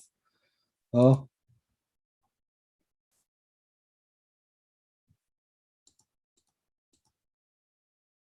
yeah, it does appear. So yeah, looks like someone picked up some CSC during the stream here, which, it's not a bad, not a bad play, long term. Like as I said, with the once the CSC lobby goes live, the exchanges happen and so forth. Like things are bound to happen. Things are going to start moving. And when it does, like we are a low cap. So when things start moving, they're going to start moving fast. And especially with the launch of the CSE lobby and exchange listings and Flare, like once Flare goes live is going to be insane in my opinion, especially with like Flare Finance there. As well, I believe there was also discussions that while Flare has Y assets and F assets, F assets and Y assets, Songbird is I got to look it up and find the source for it, but if I'm not mistaken, there was discussions of having S assets reflecting F assets and as well X assets reflecting Y assets. So there's a potential that we might actually see testing for Y assets on Songbird as X assets. And if that's the case, and we see CSC on Songbird before Flare goes live, there's also further utility there through the Songbird finance. So that's something that I'm looking forward to see if that comes to fruition, because if we end up having CSC available on both Songbird and Flare, along with exchange listings and the launch of the CSC lobby and everything else, sitting on a ticking time bomb. You know what? Like, that's, yeah, I know. I don't need to explain myself to you, but like, I want people to understand my reasoning. It's not just like I'm sitting on a stack and waiting to dump it on people, because that's not the case. Like, even if we were to take off and like, not a price prediction in any means, but like if we were to hit like, 1 cent, 5 cents, 10 cents, $1, what, say 10 years down the road, we hit like $10, like, it doesn't matter. I will still continue to hold CSC. Like I do have some plans along the way to take some profits here and there, but I do not at any point intend on just dumping on people, because, well, that's just dirty. I have a plan and I will be sticking to my plan. And worst comes to worst, I write it down. But I'm not worried, because like the market deals in cycles. And so even if on the next cycle I catch it and it's like, oh, okay, this, like, we end up hitting another bear market or whatever the case, I'll end up scaling myself back in. I'm not worried. Things will go as they go. Like, yeah. So looks like we got Kelly Explorer in the chat. How you doing, bud? Hope you're doing well on this Sunday here. But yeah. Anyways, as I mentioned, the call for the chat, or the link for the call here, is down in the description of the video. I'll link it in the chat here. So if anybody else wants to actually join the call, because like, admittedly, I can sit here and talk, but it's a lot better when I have someone to talk to. Because like I can address the things that come up in chat, which I have no problem doing. So if you guys got questions as well, feel free to drop them in the chat and let's keep this discussion going. But yeah, so, but if you want to end up calling in and have a chat here live, we can do so. The link's both in the description and I just dropped it in the chat there. So if you want to join the call, feel free. If not, I understand. I know some folk are a little more liking to keep to themselves. Oh boy. End up seeing a notification for Discord there, and it turns out to be one of those NFT bots. Anyways, we already had our NFT discussion there. Anyways, so yeah, like my reasoning for being in CSE, there's more than just blind faith. It's also risk analysis and so forth that I've taken a look at. And yeah, I could easily turn around and like sell some and start chasing some candles and so forth. But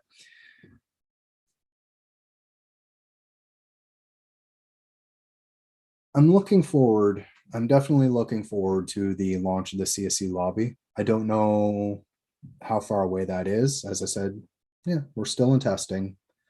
So, and like, I don't have a date. There's no set date that I'm aware of where we're saying, okay, we're launching by this date. At least I've not been, yeah.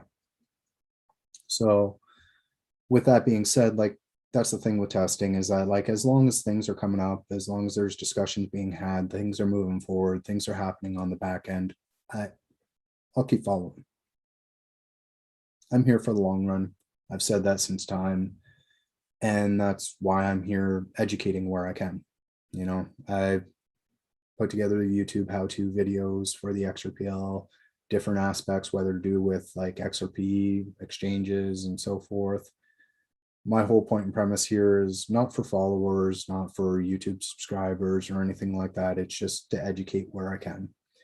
I basically spend my days learning and I try to pass that information along to everybody else. So, yeah.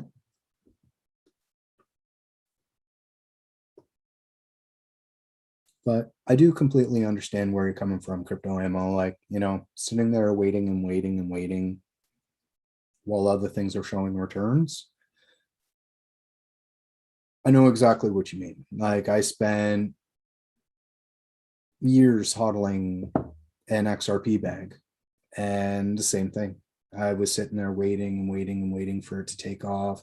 And every time I was like, oh, I'm going to go pick this up. And like, I missed out on so many trades because it was like, you know, just that. It's like, well, I already know as soon as I sell, XRP is going to moon. XRP is going to moon. As soon as I sell, it's going to happen. Just watch. And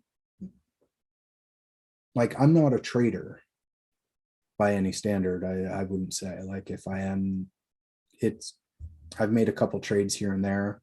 Like back at the beginning of the year around February, January, February there, I ended up picking up a bag of Gala and traded or up traded that. Like, I think I spent like, I don't know, I think it was like 700 XRP and 10x it. That was like the biggest trade of my life right there. I was like, what? And then I ended up moving that into CSC. So like, that being said, like even that bag is still in the green, you know what I mean? So like, I don't know, I'm not really worried. Even with the old team and so forth, like I rode CSC up to highs, like all-time highs, rode it down to the bottom. And even then, wasn't too worried. Like it still kept hodling through. Looks like we have Tony about to join the chat here. So I'm just gonna go ahead and let him in here.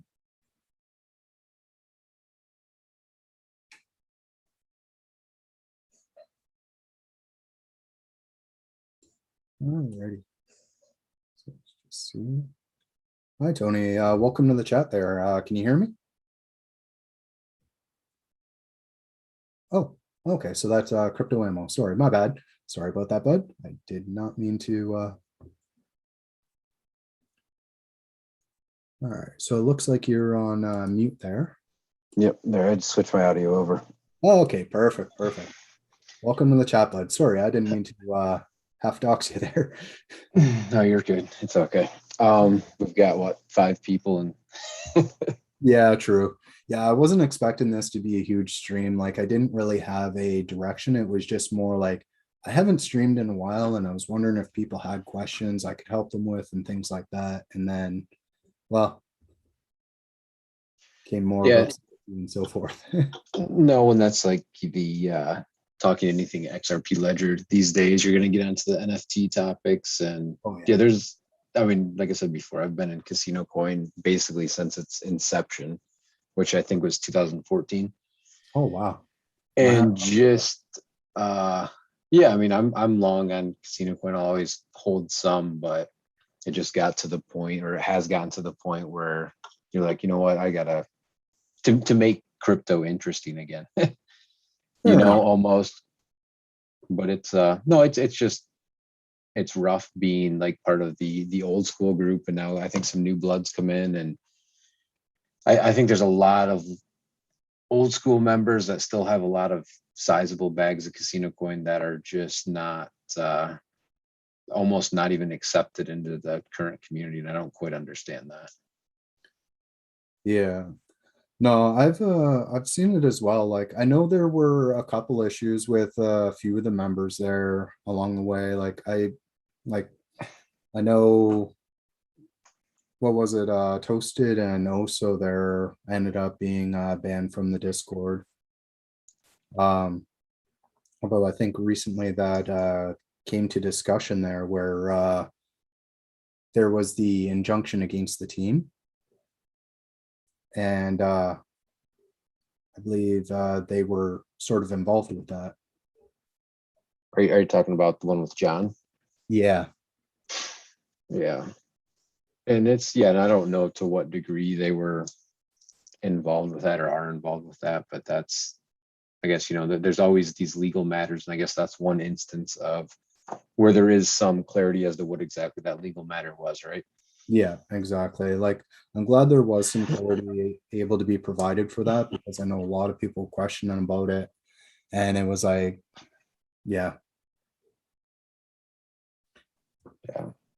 But I guess, you know, so you're long on CasinoCoin. You want to, you know, you always plan to hold it. But what is, I guess, your take on, you know, the XRP ledger NFTs and the, like, do you ever see yourself venturing into that at all? I mean, I see you have some locks. That's kind of, you know, it's not NFT, but sort of NFT if they're able to implement what they're talking about.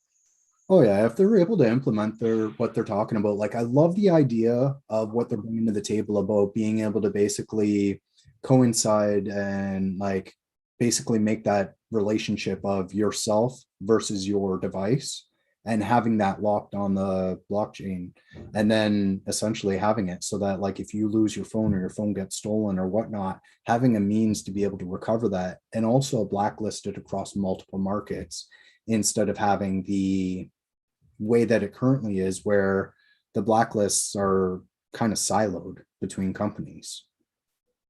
So like if like I'm in Canada, right? So if my phone were to get stolen and get shipped over to China, somebody can just activate it over there. They're not going to check Canada's blacklist, right?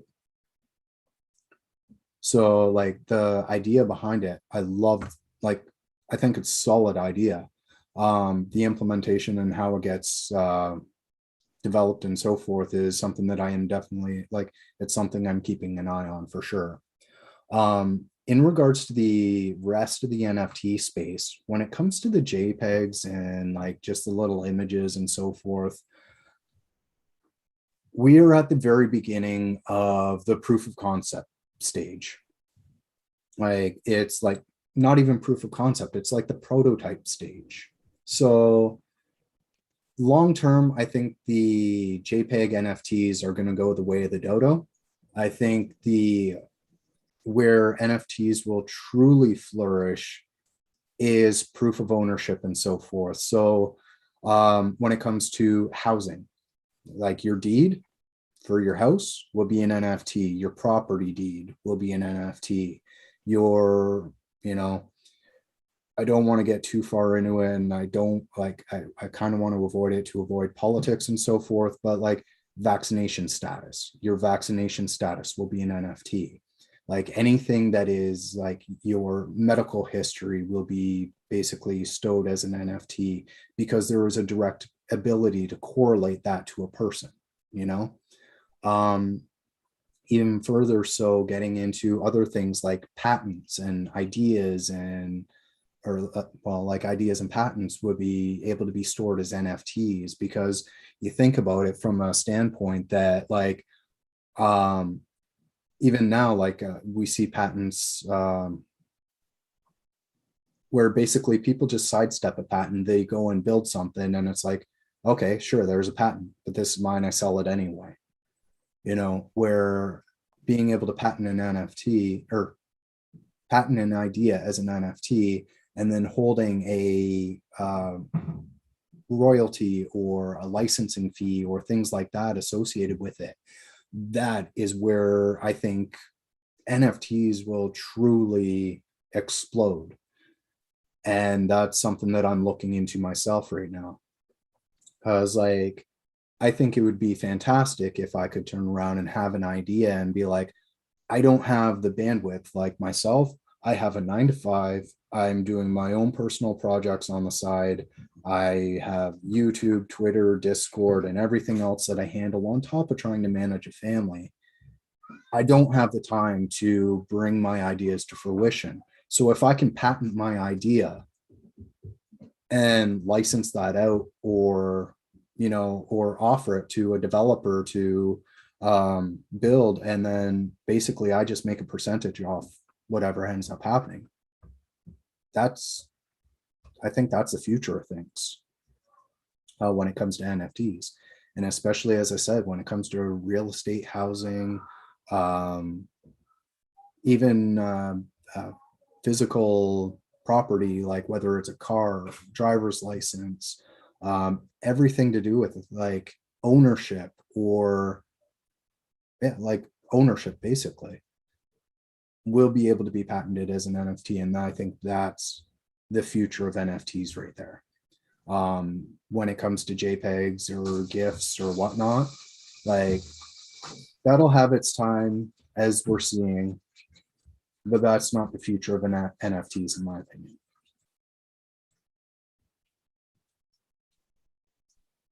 Okay. Yeah, so you're more on the utility use case side of things then, which makes sense why you're big on CasinoCoin too, just because that's kind of been the story all along with it, right? Is that this is going to be the currency adopted for the gambling industry. I can't tell you how many times over the years we've seen graphics where the gambling industry is however many billions or trillions of dollars, right?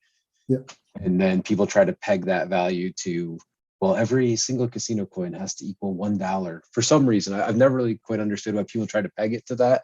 I don't understand it either, because it's an open market. Like price is determined by market participants like you and me, right? Mm-hmm. But it's no, like, right? Like gold fluctuates in price. Gold isn't a pegged value. Or like, silver, bronze, whatever, metals, everything fluctuates in price. So like, that's the other thing with being like the market is all based on a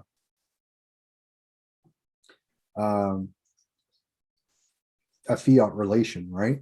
So that's the other thing that I also find interesting is that people look at the rise of asset being like always being a good thing, but that's not necessarily the case. It could be the decline of the dollar's value against the asset, So there's many aspects to take into account there. But yeah, no, definitely I am from a utility standpoint. For me, utility matters, and that's what the future is going to be. It might take us a while to get there, but long-term, utility and fundamentals matter. And then we look at Bitcoin still being king and scratch our heads. Yes, exactly. Yeah. So just want to address Gambling Savant here. Can you give a simple yes or no answer? Is the beta testing going well? I don't have a problem with the beta testing. Like things are coming along. Like obviously with beta test, like with testing and so forth, as things are found, they need to be addressed and developed or fixed or so forth. So when it comes to that aspect, like, things are happening. Things are happening. That's really all I can say. Unfortunately, like, as I said, like I am bound by NDA, so I can't really say, yeah, things are going awesome. We're aiming for this day and so forth. That's not something that I can really say, So,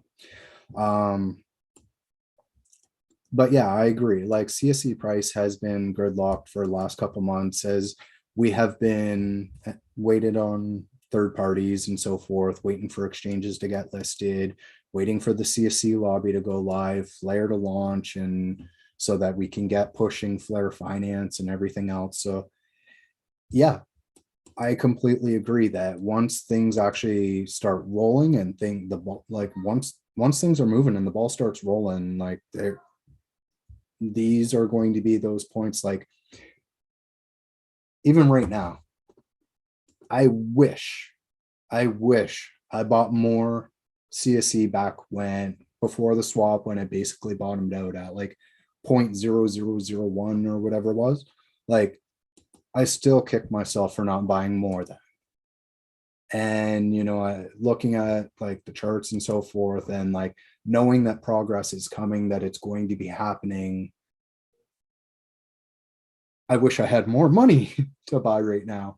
But yeah, as we've also been discussing,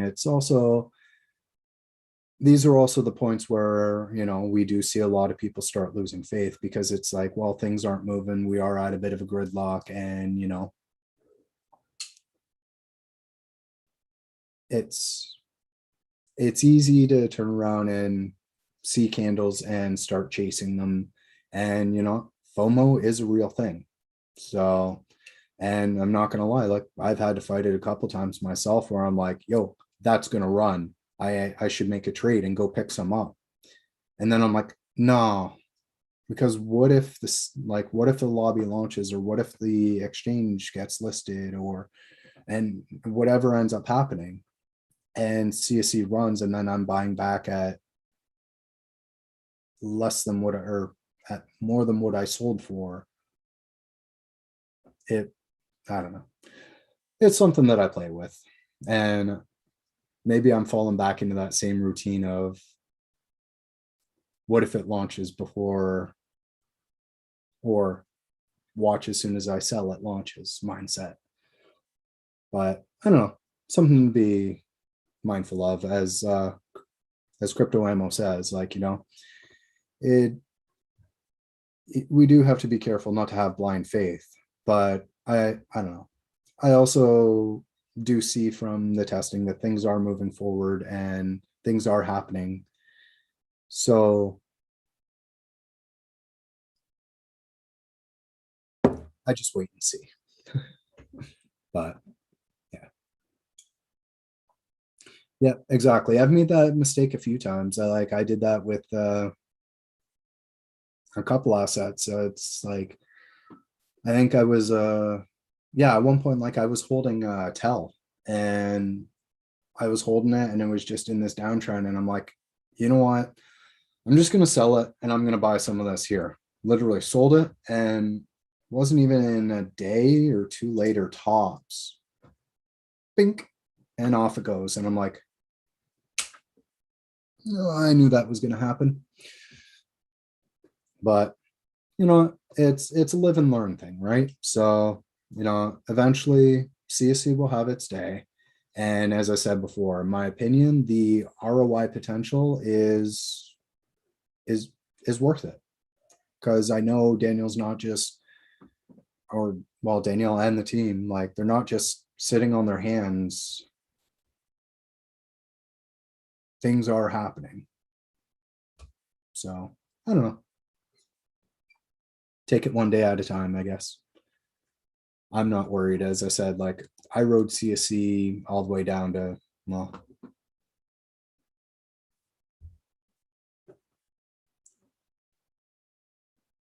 and then we have Memelonius, or Memelonius. Sorry if I mispronounced that. CSC will most likely be voted through by Flare Network voting pool as a go. Hold your CSC. Flare Network is freedom for career cabal banking criminals. Fair enough.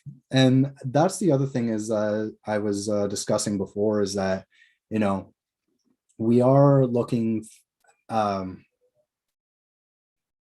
like CSC is already going to be a Y asset on Flare Finance there. And that's exactly it. All it takes is a governance vote on the network to have CSC brought in as a F asset. at which point it opens up even further doors and more utility on Flare networks. So like, I'm not worried in when it comes to CSC long term. Like short term, yeah, I could probably make a bit more money. Like I could probably sell off a stack, do some trading and whatnot. But can I guarantee that I can get back in cheaper, like at or cheaper than what I sold for? If not, then it's not really worth it. Unless I make substantial gains in something else. But even then, I'll still be looking at that buyback point where I'm like, man, I bought back for more than I sold for, you know what I mean? So that's something that does kind of get me there.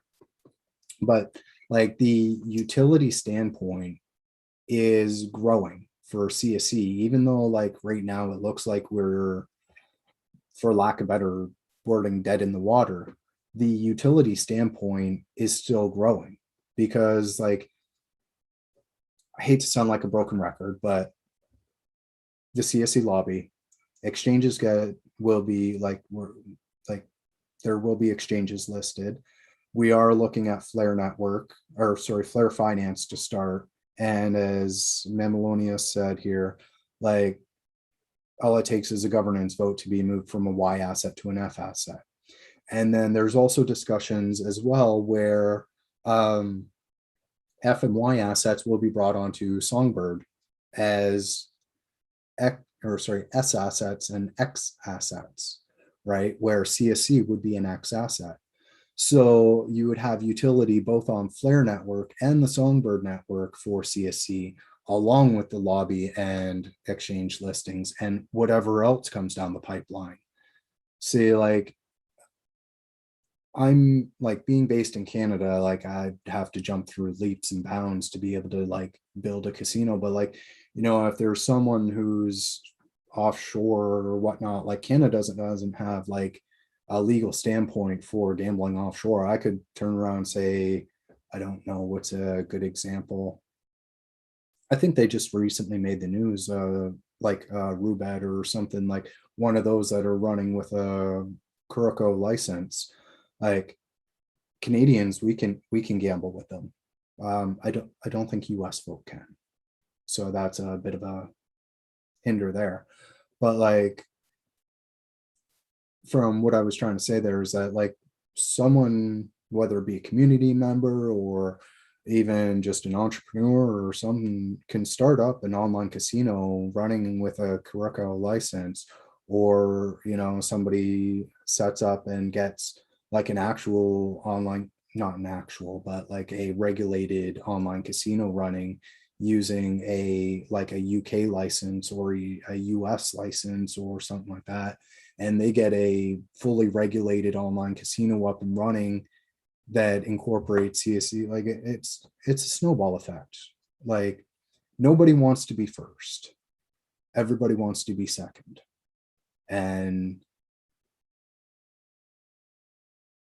that's, I think, what we see in a lot of crypto with XRP, with CSC, with a number of assets. Nobody wants to be first.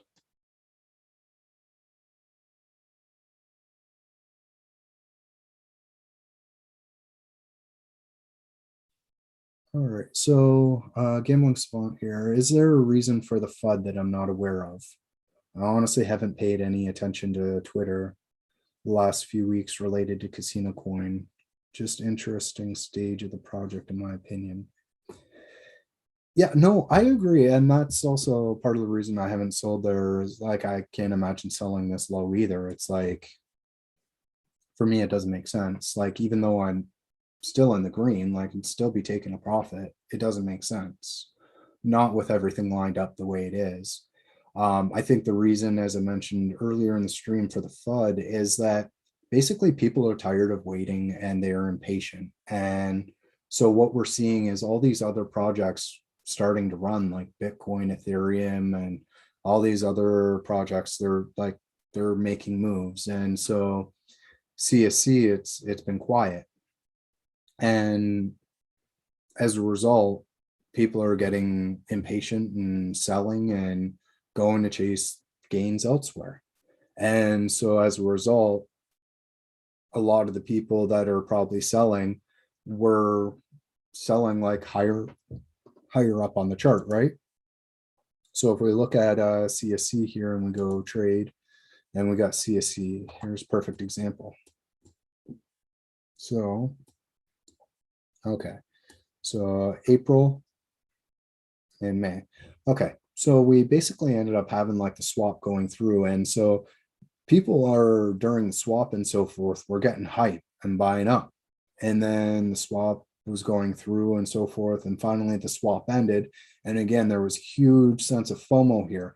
And a lot of the people that were buying, especially in this area here, basically anybody that bought,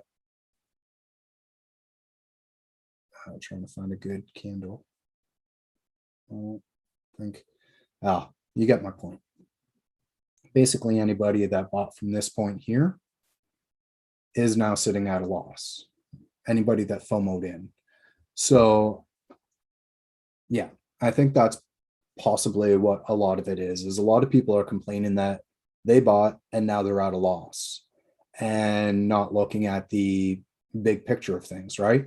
And yeah, people are nuts. Like, it's like you turn around and you end up buying in amidst all the FOMO, and then things start to go, quiet to a degree as development and progress ends up happening in the background. There's not so much for people to discuss, or not too much in regards to announcements. And then people start getting cheesed off, start selling, and start claiming that it's a scam because, well, the price is less than what they paid for. Not looking at the macro view. Like if we turn around and like, Lordy, here, perfect. We take a look at live coin watch here, right? And we just look at year to date. Look at that there. Like, I know there's a lot of people like even I bought some here, I bought some here, I bought some all in and throughout. But like, basically at this point, anybody that bought basically above 0.003 is sitting at a loss, right? So like, that's the thing, is like, to me, this is pretty solid. Like, we have a run up, we have some consolidation and so forth. We're trailing sideways. Sure, we're down a little bit, but like overall, you go back before April, back into March, back into February, anybody who bought back here is still in the green, unless they ended up FOMOing in, right? Yeah, I think like that chart's a lot better to look at on the USD chart rather than the XRP, because there's a huge XRP run up that we all went through this summer too, right? Exactly. And that's the thing, is everyone seems to think because we're running on the XRPL that we are directly correlated with XRP. If XRP goes up, CSC goes up, but that's not the case. And so that's where a lot of people are. Yeah, I think a lot of the FUD ends up coming from people looking at the XRP chart, because like, yeah, like admittedly, like I bought, like I actually kind of fall into the FOMO category because I think it was back around here somewhere. I actually sold all my XRP. Like I sold all my XRP for CSC. So like that bag, yeah, sure, technically is in the red right now, but like in the grand scheme of things, my dollar cost average is still well below that. So, so yeah, as you said, this chart is a lot better to look at in regards to like the sustainability. Like, yeah, sure, if we were to look, it's got a bit of a downtrend going as we're consolidating, but it's also winding up, it's getting tight, it's getting narrow. And we've seen this on a lot of charts, not just CSC, like a lot of projects have seen the same kind of consolidation. And all it takes is one serious bit of news and things start moving again. So I think that's where a lot of the FUD comes from, is that a lot of the people that ended up FOMOing in up near the top here are sitting at a loss right now and are either selling at a loss or so forth. And they're claiming scam, but it's a matter of emotions getting in the way, in my opinion. You FOMO in, and then when things go down, you call it a scam. I don't know. That's the way I see it anyways at the moment. But as I said, like I've also followed the project for, well, me and you both have followed the project for quite a while. And to me, that looks a lot healthier than what we've seen. So I don't know. What's your thoughts? I don't know. I guess that just kind of gets back to I can see why a lot of the longer term holders have, dumped some bags in recent months, because I mean, looking at that chart right there, it's pretty stagnant, right? Yeah. And there's been a lot of movement with other cryptos during that same time period. But no, I mean, anyone that I know that has had CasinoCoin for a long time, I don't think well, I shouldn't say anyone. Most people have not completely abandoned ship. There's some that I think are just fed up and have done away with it. But I think others are, more looking at diversification and, jumping into some of these other things that, their charts are trending upward or spiking upward, right? Yeah. The risk with that is some of those you do the exact thing that we saw there, in the May time frame on this chart, is you buy at the top. I mean, you never want to, but people are doing that every day. Yeah. And that's exactly it. Like I will never buy into a parabolic like move like that, like how that just kind of runs right up. Yeah, that would be a bad idea to buy into. Like, sure, you might be able to time it where you end up being able to sell a little bit higher up, but trying to buy into that parabola is like you're just asking for trouble. Mm-hmm. And so, yeah, no, I'm in the same boat. I have debated selling a little bit, but I'm still holding. Like I haven't, yeah. I've considered looking at a couple other projects that I've seen running. Like I know, what do you call it? A couple that I've always kept an eye on are like that Tell. There's a few others. Like I don't know if you end up looking into my list of favorites here on. I guess yeah. Like obviously CSC is my main there, but I follow Flare, I follow Gala, SGB, Tel, Vet, XDC, and XRP. So like I follow a few of them there. And like as you can see, I try to do some charting here and there, but I'm not very good at it. So, but in the long term, like I don't think it'll, I don't know. Yeah, I the one think, thing I worry about with charting is that you can change your incremental time frame, your total chart length, and you can make data look almost however you want to, right? oh yeah. By picking and choosing your data points. Yep.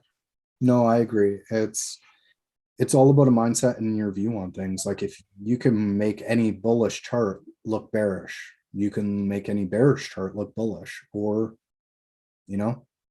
like for me, like if I look at this chart here, like if I were to turn around and watch this and I cascade that down, right? And then run this cross sideways, it's making a little pennant with a solid support line.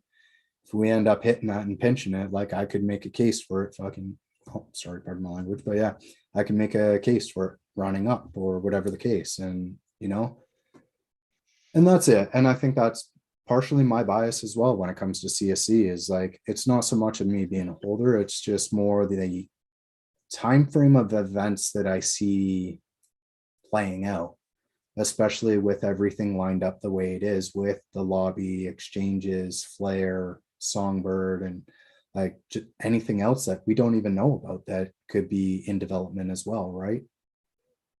So I don't know. It's hard to say. We have our biases, and I think that's also the other thing is that we also tend to gravitate towards our biases. Like if there's other people that confirm our bias, we're obviously going to be more inclined to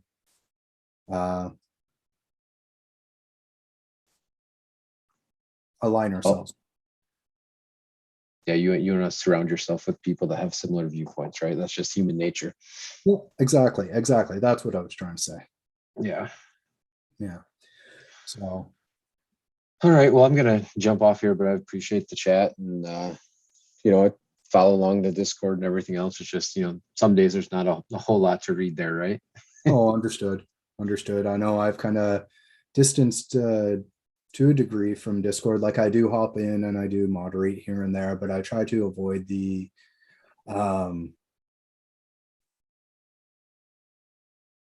certain chats in there or certain discussions, because it's like I've already addressed them many times, so as the team, and then it becomes tiring saying the same thing over and over again. But anyways, I do want to thank you for joining the chat, bud. I No problem. appreciate everybody that hops on and is able to help carry the convo. Because like, as I said, I can sit here and talk until I'm blue in the face, but I tend to end up losing people after a while. Yeah. Understood. Well, good luck in your ventures, and hopefully for all of us, CasinoCoin starts to move in the positive direction. Yeah, definitely. I agree. All right. All right, bud. See you. Have a great day. All right. And so, yeah. So we also have a question in chat here coming from Tom Custer. Do I have an exit plan for my crypto? Yeah, yes, I do. I do have plans and points in which I do plan to sell. Are they price predictions? No, not by any means. But basically, my exit plan for crypto is to clear myself in a standing financially. My whole goal is basically to clear my debt.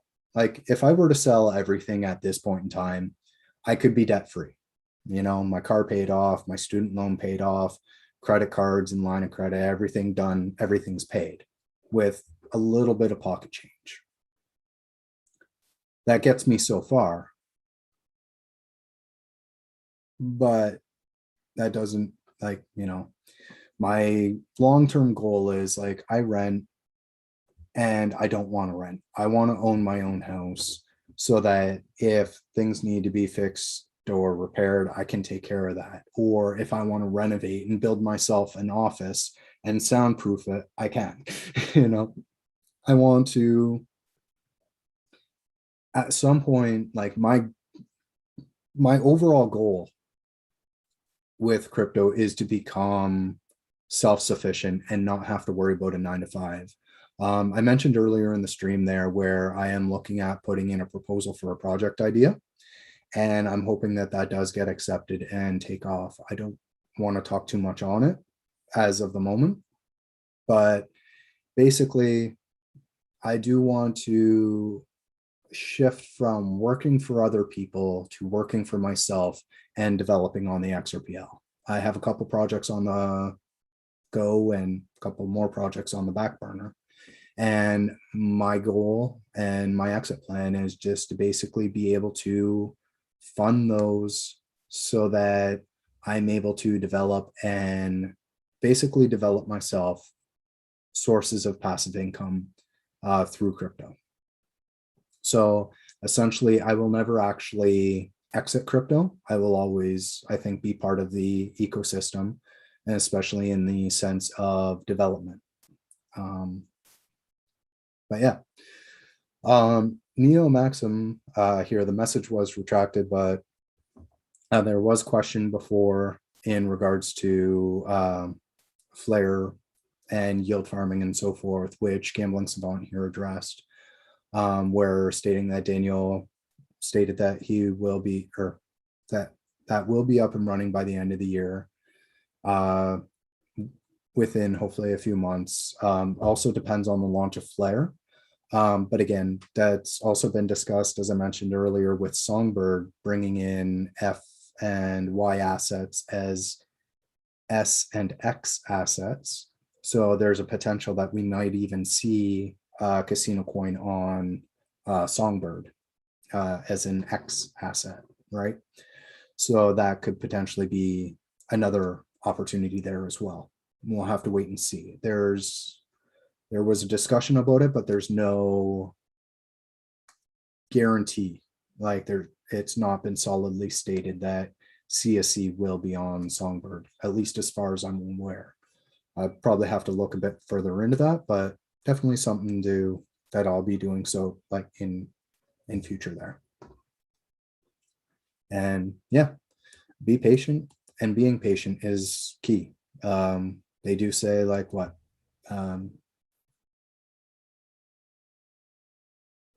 When it comes to investing, it's a matter of basically the patient being paid off by the impatient. So those who are impatient end up shifting. Yeah. I'm a little tired at the moment, so I'm kind of missing the actual quote there, but I think you all know kind of what I mean there. So yeah, and I agree, Cali Explorer there. If something is up and running by the end of the year, that would be awesome. And I'm looking forward to it because like there's many things that could take hold, and all it takes is one for things to start snowballing, right? And I mentioned before, like there's a few things in the pipeline. We've seen CSC lobby, exchange listings, Flare Finance, potentially Songbird. And as well, there we've also seen it discussed. I'm not sure how many of y'all have seen it, but there was one thing here. Let me just pull up via wait,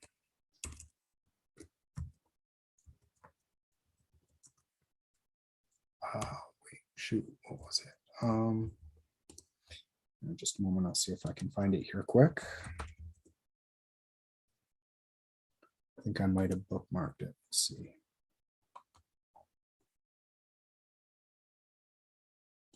Here it is.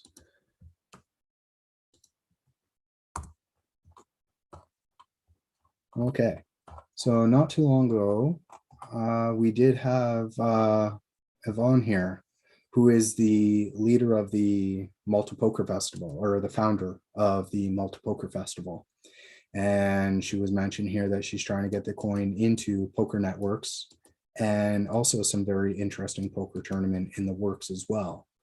And that hopefully we'll be hearing from her soon. And we did recently see a post from the CasinoCoin Twitter there, where Matthew Cheatham and Yvonne were actually having a meeting there. And here we go. So this is actually it here. So here's the team where they're presently on the Isle of Man, and Matt was sitting there talking with Yvonne here. And yeah, as you may or may not be aware, she is also an advisor of the CasinoCoin team. So she's happy to be part of this project, which, you know, is saying something. Like, it's not just, yeah, I'm an advisor, so what? It's, yeah, I'm an advisor and I'm happy to be part of the project. It's also been an amazing visit, and the CSC crew treated her like a queen. Shout out to the community. Yeah, and right now she can't wait to give the community some interesting news. So I'm wondering if that ties back to the previous comment there. What if that has to do with the poker networks and potentially interesting poker tournament, I believe the term was.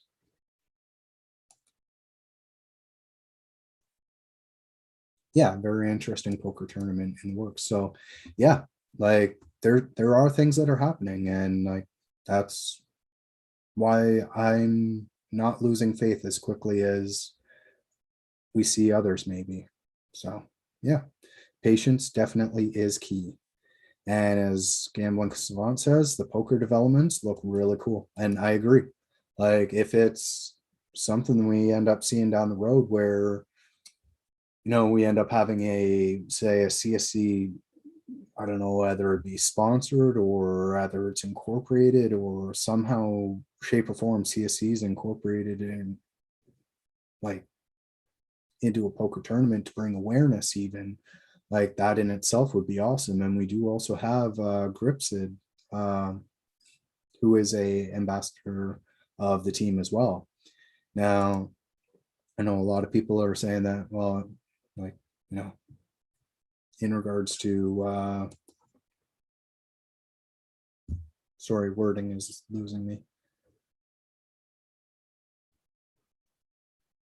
as an ambassador, there's not really much shouting out done, but he actually does quite a bit, where he shouts out CasinoCoin either during his streams, where he's doing the marbles or whatnot. But you know, it's one thing at a time, right, folks? Like, we're all impatient. We all want to be rich today, but you know, it's a matter of patience, and that's key. Impatience is our worst enemy. So let's just kind of keep our eye on focused and watching the developments, because like testing is being done on the app. It's a matter of time until it launches, right? And once utility kicks in and we see you know, Russia individuals going to play, like, you know, utility begets more utility, because once we have casinos using it, other casinos will be looking at it like, oh, hey, that's pretty cool. We want in on that. And next thing you know, we have a whole repertoire of casinos that are using the CSC lobby there. So something to keep an eye on, something to keep a lookout for, and definitely something I'm keeping an eye on. So yeah. What's more to say? Anyways, if you do have any more questions or have requests for demos or anything like that, feel free to drop it in the chat.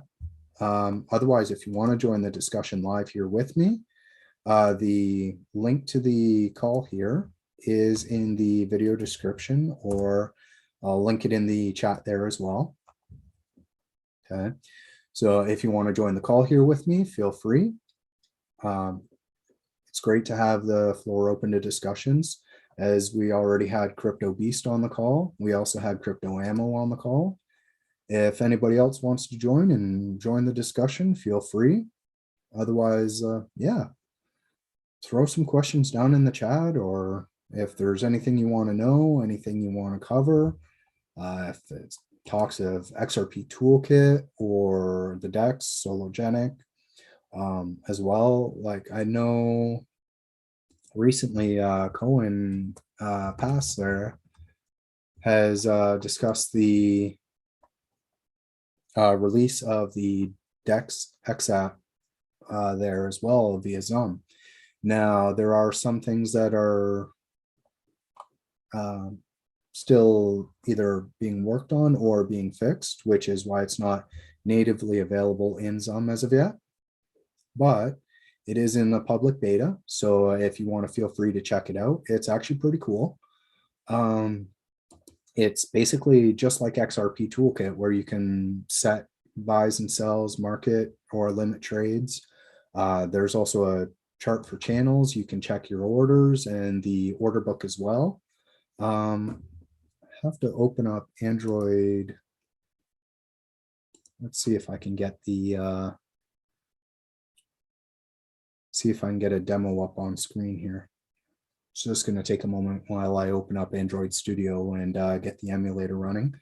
But anybody else, if you, in the meantime, if you do have questions or have any comments, like, feel free, drop up in the chat and join the discussion.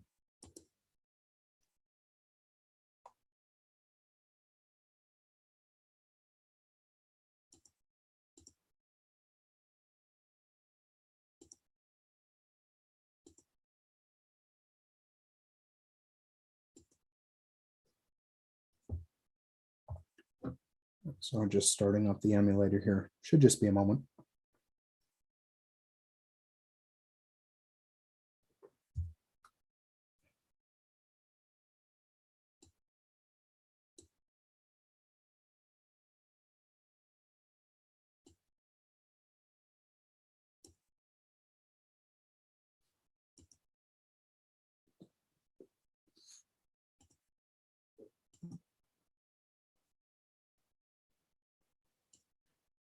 Alrighty. So I'm just copying the link address here.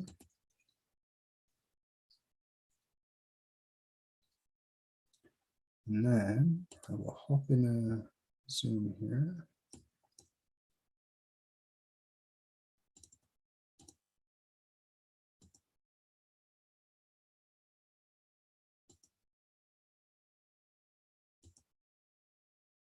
All right, so there we go. I'm just going to share my whole screen here so you can kind of watch what's going on. That way, once we get the emulator loaded up here.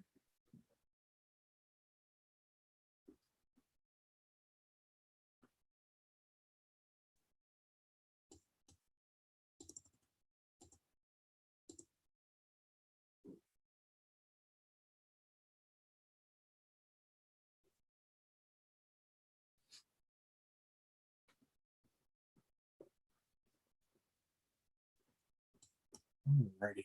Oh, I think I'm gonna probably have to update. That's okay.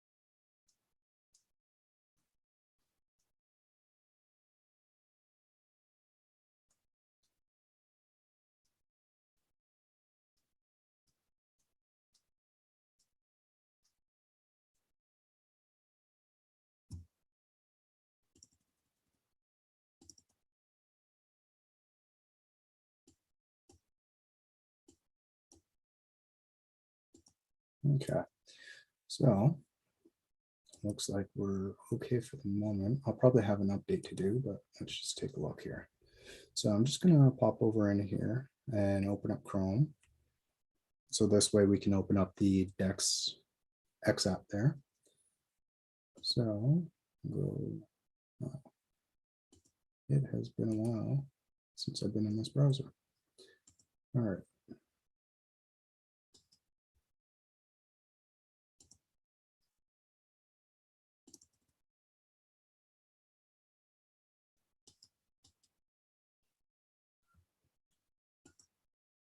Okay, so let's see here.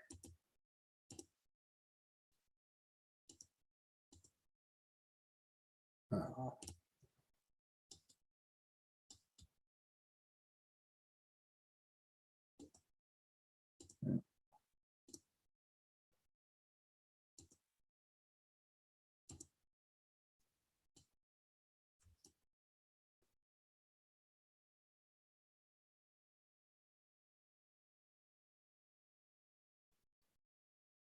Hey, Cryptosaurus, welcome to the chat. Hey, not a problem. I'm glad I was able to help.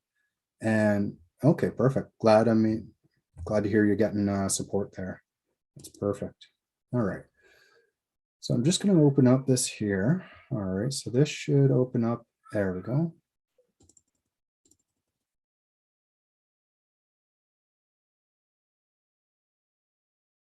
All right, perfect. So there we go. So now we're into the Dex beta. All righty. And so just loading that up here. Sorry, with streaming and everything, getting the emulator running. It's alrighty. So now the cool thing about the Dex X app here is it actually gives you a little bit of a little Q&A just to make sure you're on par, and it'll also help you out with answering some of the questions, right? So what are the two correct execution options for an order to buy or sell assets? So our options are basically market orders will get you the best price available. Limit orders will limit the quantity compared to the market. So let's see here. So here we go. So basically, market orders execute as quickly as possible at the current market price, i.e. give it to me and give it to me now. I don't care what I pay. Limit orders set a maximum or minimum price in which you're willing to buy or sell. I want this much, but I'm only willing to buy or sell it for this much. So there we go. So now, if you want to buy 10 XRP in exchange for 10 USD, how would you proceed? Yeah, execute a market order. Oh, that's an option, but probably not going to get you what you're going to get or what you want to get. So basically, yeah, here we go. So basically with the current currency pair, XRP USD, you would place a buy order with a limit price at $1 and a quantity at 1 USD, or sorry, limit price of 1 USD and a quantity of 10 USD. So there's we go. All right, so there are 3 order types in the X app, which answer describes good until canceled. So basically,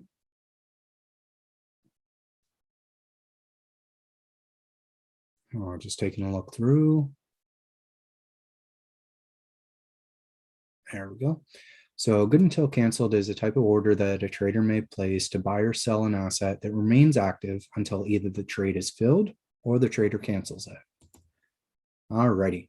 And now how will the fee for trading non-XRPL currency with a issuer configured trading fee of 0.2% be calculated? Now I actually got tripped up on this, and this is the answer here.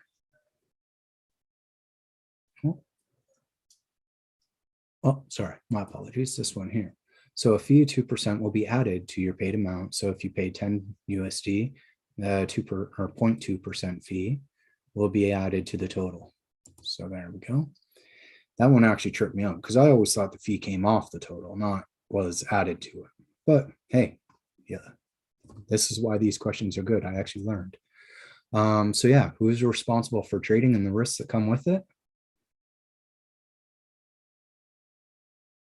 Well, it's not the author of the tutorials or documentation, and it's not the exchange. They're not responsible. And with a DEX, well, you can't get your assets back. Once the trade is done, it's done. So process of elimination says that you and you alone are solely responsible for your assets, trades, secret keys, and everything else associated with your account. Keep that in mind. You are responsible. So we check our answers, and there we go. 5 out of 5. Awesome. So let's check that. Launch the app. And here we go. So sorry for the slow start there. But this is the Beta Dex app. So really cool app in my opinion. So as you can see, you can buy, you can sell, and then you can also set market order or a limit order, right? And you can set quantities and so forth. And as well, if you want, you can go through. Obviously, you're not always going to be trading XRP versus USD. So if you wanted, you could trade against, let's see here. So there's CSC. Well, the options that come up in your list here are the assets that are associated with your trust lines and any assets that are natively offered in Zone. So you either need to have the trust line for the asset. So if it's something like CX1, HEDA, Solo, or sorry, ELS, CX1, or anything like that, any asset that's not natively offered in Zone, then you need to have the trust line set. Otherwise, it's not going to show up in the list here. All right. So the other assets that show up are like BTC, USD, Euro, ETH, like Ethereum and so forth, BCH, so on. So these are assets that are natively offered in Zone. So for the example here, as y'all know, like I basically follow CSC here. So I'm just going to go through and find, where'd she go? Ah, there we go. So CSC, and then you select the issuer, and there you go. So now in this regard here, we see that the price is a little off because it's trading XRP versus CSC, but via exchanges, you're probably a lot more used to trading the asset against XRP. So this would probably look a lot more in line with if you were to be on BitTrue here and say CSC versus XRP, right? And then we end up having CSC versus XRP. And now the prices kind of look a bit more correlated that way. So with that being said, this here is basically the DEX app there. And so what you can do is check the charts. And this would basically be like the same charts that are coming up over here. You can set it up on the daily or the 4 hour or so forth. Can zoom in or out. Oh. Forgot I'm on mobile here. So gotta use pension. There we go. That was helpful. There we go. So yeah, anyway, so you can see the charts coming up there. It has multiple different options, whether 1 minute chart, hour, so on and so forth. You have the order book showing there, which that's, I believe, showing the depth. And then you have the order books coming through. And then you also have a history coming through. Now this is a history of the orders over the last little bit. Now, if we go back, we also have our history. And yeah, I believe that's this one here.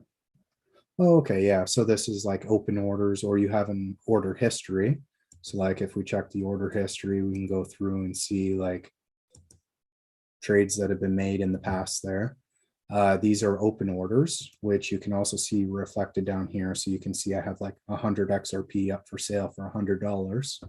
Not saying it'll ever hit that. Again, not a price prediction, but it's something that you can basically set an exit plan. And that's one thing that I've discussed before with in regards to the DEX is it's a great opportunity to basically set an exit plan and forget it. So Tom mentioned earlier in the chat of, do I have an exit plan? I haven't programmed it here, so to speak, or set my sell orders, but you could essentially do so. So like if you wanted to do, say here, XRP and go down to USD somewhere in the list here. There it is. Perfect. So say USD versus GateHub. All right, excellent. There we go. So obviously the CSC to USD order books are a little thin here, but you can set that up. So now, if I wanted to, I can go through and set a whole bunch of sell orders to set my exit plan into place, right?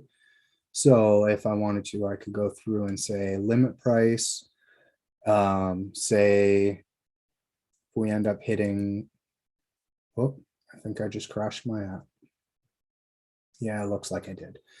Anyways, point of the matter is that basically you can set your exit plan. So you can set a whole bunch of sells further up the list. Like I could say, I want to sell 100K at 1 cent. I want to sell another 100K at 5 cents. I want to sell another 100K at 10 cents. And I'm not sure like what kind of stack you're working with or whatever the case, but like, you know, with those bigger fish or whatnot, you could be like, look, I want to sell 1 million at 1 cent. I want to sell another million at 5 cents. And I want to sell another million at 10 cents, 25 cents, whatever. Again, not price predictions, just saying like, if you want to set an exit plan and be able to set it and forget it, doing so with the DEX is like the perfect way to do it. So that way you can set it to trade against XRP, you can set it to trade against USD, and basically set those pairs up and set your trades, set it, forget it, and you have your exit plan in place. And you don't need to worry about timing the market or anything like that because your trades are already set. They're there. As soon as somebody trades for that, your trade will be hit and, you know, you can go ahead and be on your merry way.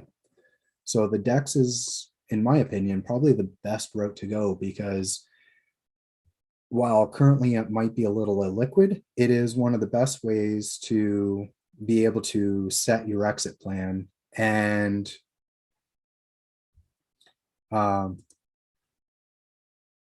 be able to set it and forget it. And then that way You know, you don't have to worry about constantly watching the charts, waiting for it to hit here, watching there, and like, you know what I mean?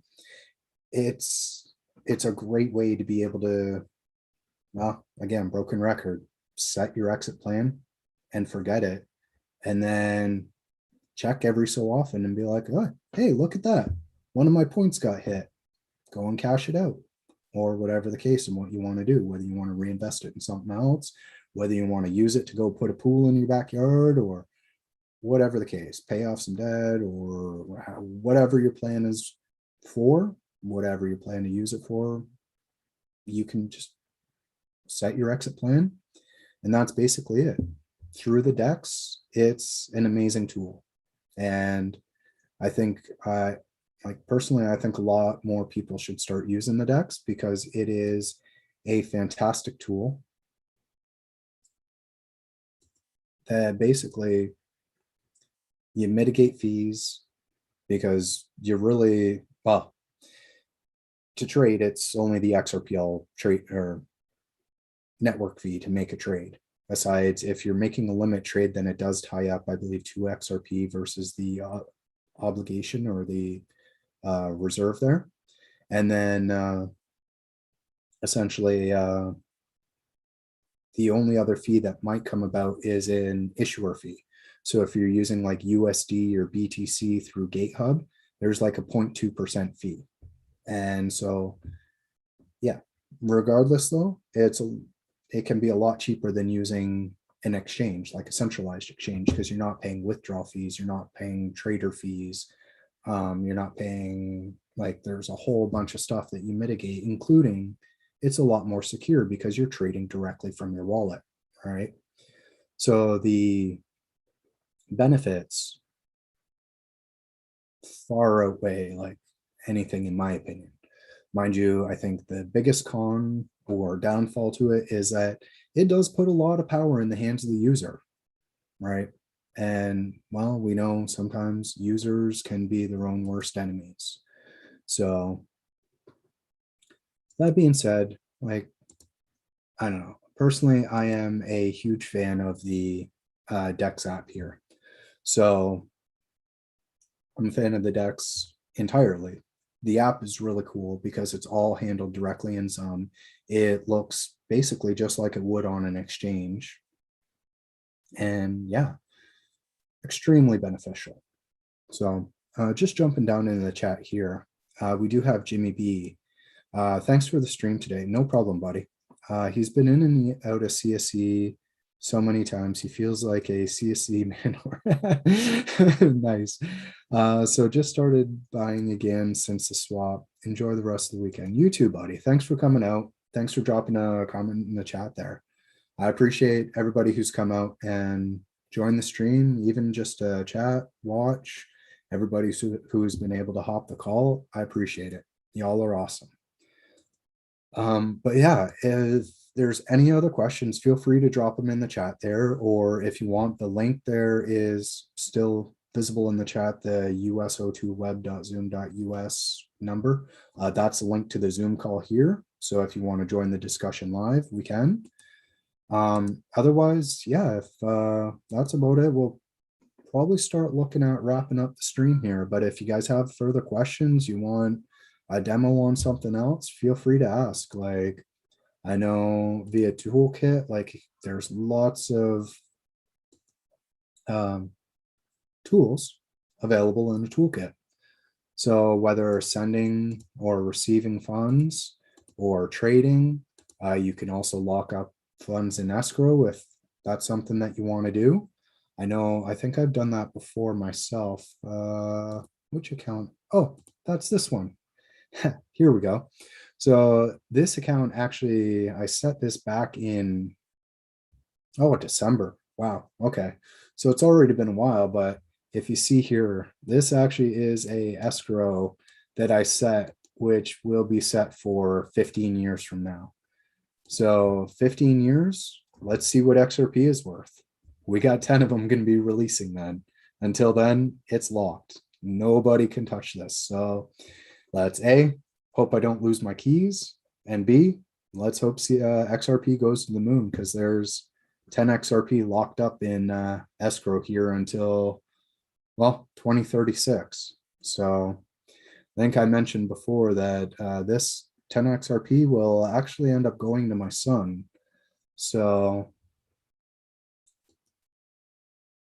now, yeah, 15 years. Well, yeah, 2036 would be 15 years. So he'll be nearing about, I think like around 19, 20 years old at the time. So it'd be a nice little birthday present if XRP takes off, you know, say 10, 15 years down the road, XRP is worth, man, even $100. That's $1,000 birthday. I don't think he'll be complaining. So anyways, it's something to take a look at as well. And like, if you're looking to set an escrow, it's using XRP Toolkit. It's very streamlined process. You basically go through, you can set a date. So I can, for example, I can say, set an escrow here and have it release in an hour and 15 minutes from now. All right. And the destination would, well, I could set it to this account here. Oh, there we go. Don't need a destination tag, and we could just say, like, you know, 5 XRP. So we could set that up. And then there's further options as well that you can get into. Like, you can have it so that it's cancelable if, like, say you decide in a year that it's like, okay, I want it to be cancelable after a year just in case something happens, you know, but I want to hold it for at least a year. You can do so. You know, you can also set up conditions. Now I need to look at further into exactly how the conditions work, whether it might be a price condition. If XRP is worth X, then release it. You can also set the fee, the source tag. You can even add a memo to it so that, say you set your kid up XRP wallet, you can add a tag to it so that it releases on their birthday and you're like, hey, happy birthday. Here's 100 XRP, go get yourself something, you know? So escrows are a great tool as well. If you want to talk about diamond hands, that's how you diamond hands. Like literally diamond hands, that can't be touched for 15 years. Okay, coming up on 14 years, but you get what I mean. So if you want to diamond hand something and be able to say diamond hands, escrow is the way to go. So anyways, so that's like escrow services. There's also checks. I need to do a bit more information or a bit more research on checks, but it does look like they are temporarily unavailable. So that's not something we can set up right now. I have gone over trading in the past. This is quite similar to what we just seen via the DEX X app there. So again, you can set a buy order or sell order, whether a market or a limit. And so you can do it that way. And as well, you have other conditions in here as well. Good till canceled, good till date. So if you want to set a trade and it's like, well, I want this trade to be like, I want to set a limit on this trade that it goes through. But if it's not hit by this date, then just cancel it. That's a possibility as well. Right. So you can have it immediate or cancel, which is basically like a market trade. It either happens this second or cancel it. And you also have fill or kill, which wondering, I need to do a bit more research on the difference between these two. But yeah, essentially like there's like XRP Toolkit comes with a huge repertoire of tools, hence why, you know, it's called a toolkit. But yeah, if you have more information available as well between assets, liabilities, you can set up signers. So you can, if you have an account, you can set up a assigning a additional regular key.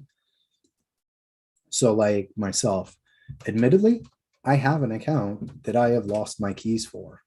So what I can do with that, if I have access to the account in Zum, say, right, I can connect my Zum to XRP Toolkit And in doing so, I can still sign with some. So I still have access to the account. I've just lost my private key or my recovery phrase, right? So what I can do is I can go through, like, say for this account, right? So if I were to go through and, okay, I'm just going to switch over to this account for a sec. Overview, copy this, right? And then I'm going to go to signers and go, whoops, go back to this account here. All right. So essentially this account, I can go through right now and assign this account to it, which would then make it so that my Tipjar account in Zoom, like the one you're seeing, yeah. So the RLKIN, so this account would be able to sign for the RBHSJ account. So if theoretically I lost my recovery keys for an account, I would be able to go through and assign a secondary account to be able to sign for it. And that makes it so that, like, I would be able to recover that account as well using those private key or that private key. So if in Zoom I turn around and essentially, yeah, I have an account that I lost the private keys for and I assign another regular key, I can go through and sign for that account, which would also allow it for me to recover that account using the regular key that I assign here. And so that would essentially be a recovery step for an account that you lost those keys for, which I've heard of many people losing their keys. This would be a great way to set up a backup. And I think this is also how the Tangent cards work via the backend. So if you were to get a Tangent card and connect it to a existing account, it's basically generating the public-private key pair and then assigning that as a regular key so that you can sign for the account using the Tangent card as a backup there. So yeah, there's other things as well. So just going through here. Oh, hey, interesting.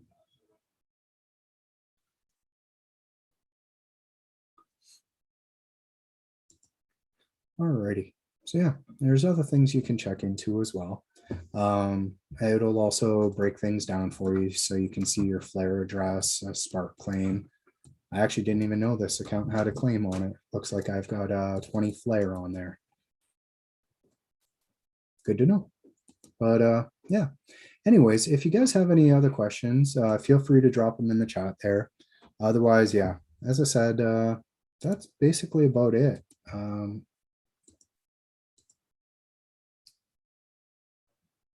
Yeah, if you have any questions, feel free to drop them there. Otherwise, I'm going to probably look to wrap this up and spend some time with the family this on Sunday here. So got to look at also putting some dinner together for the kids and so forth. So, but yeah, if you do have any questions, feel free to let me know. Even if the stream's over and you do have questions afterwards, feel free to message me on Twitter. I am available via @CodeWard1, or you can also find me in the CasinoCoin Discord via chat.casinocoin.im. I'll drop that in the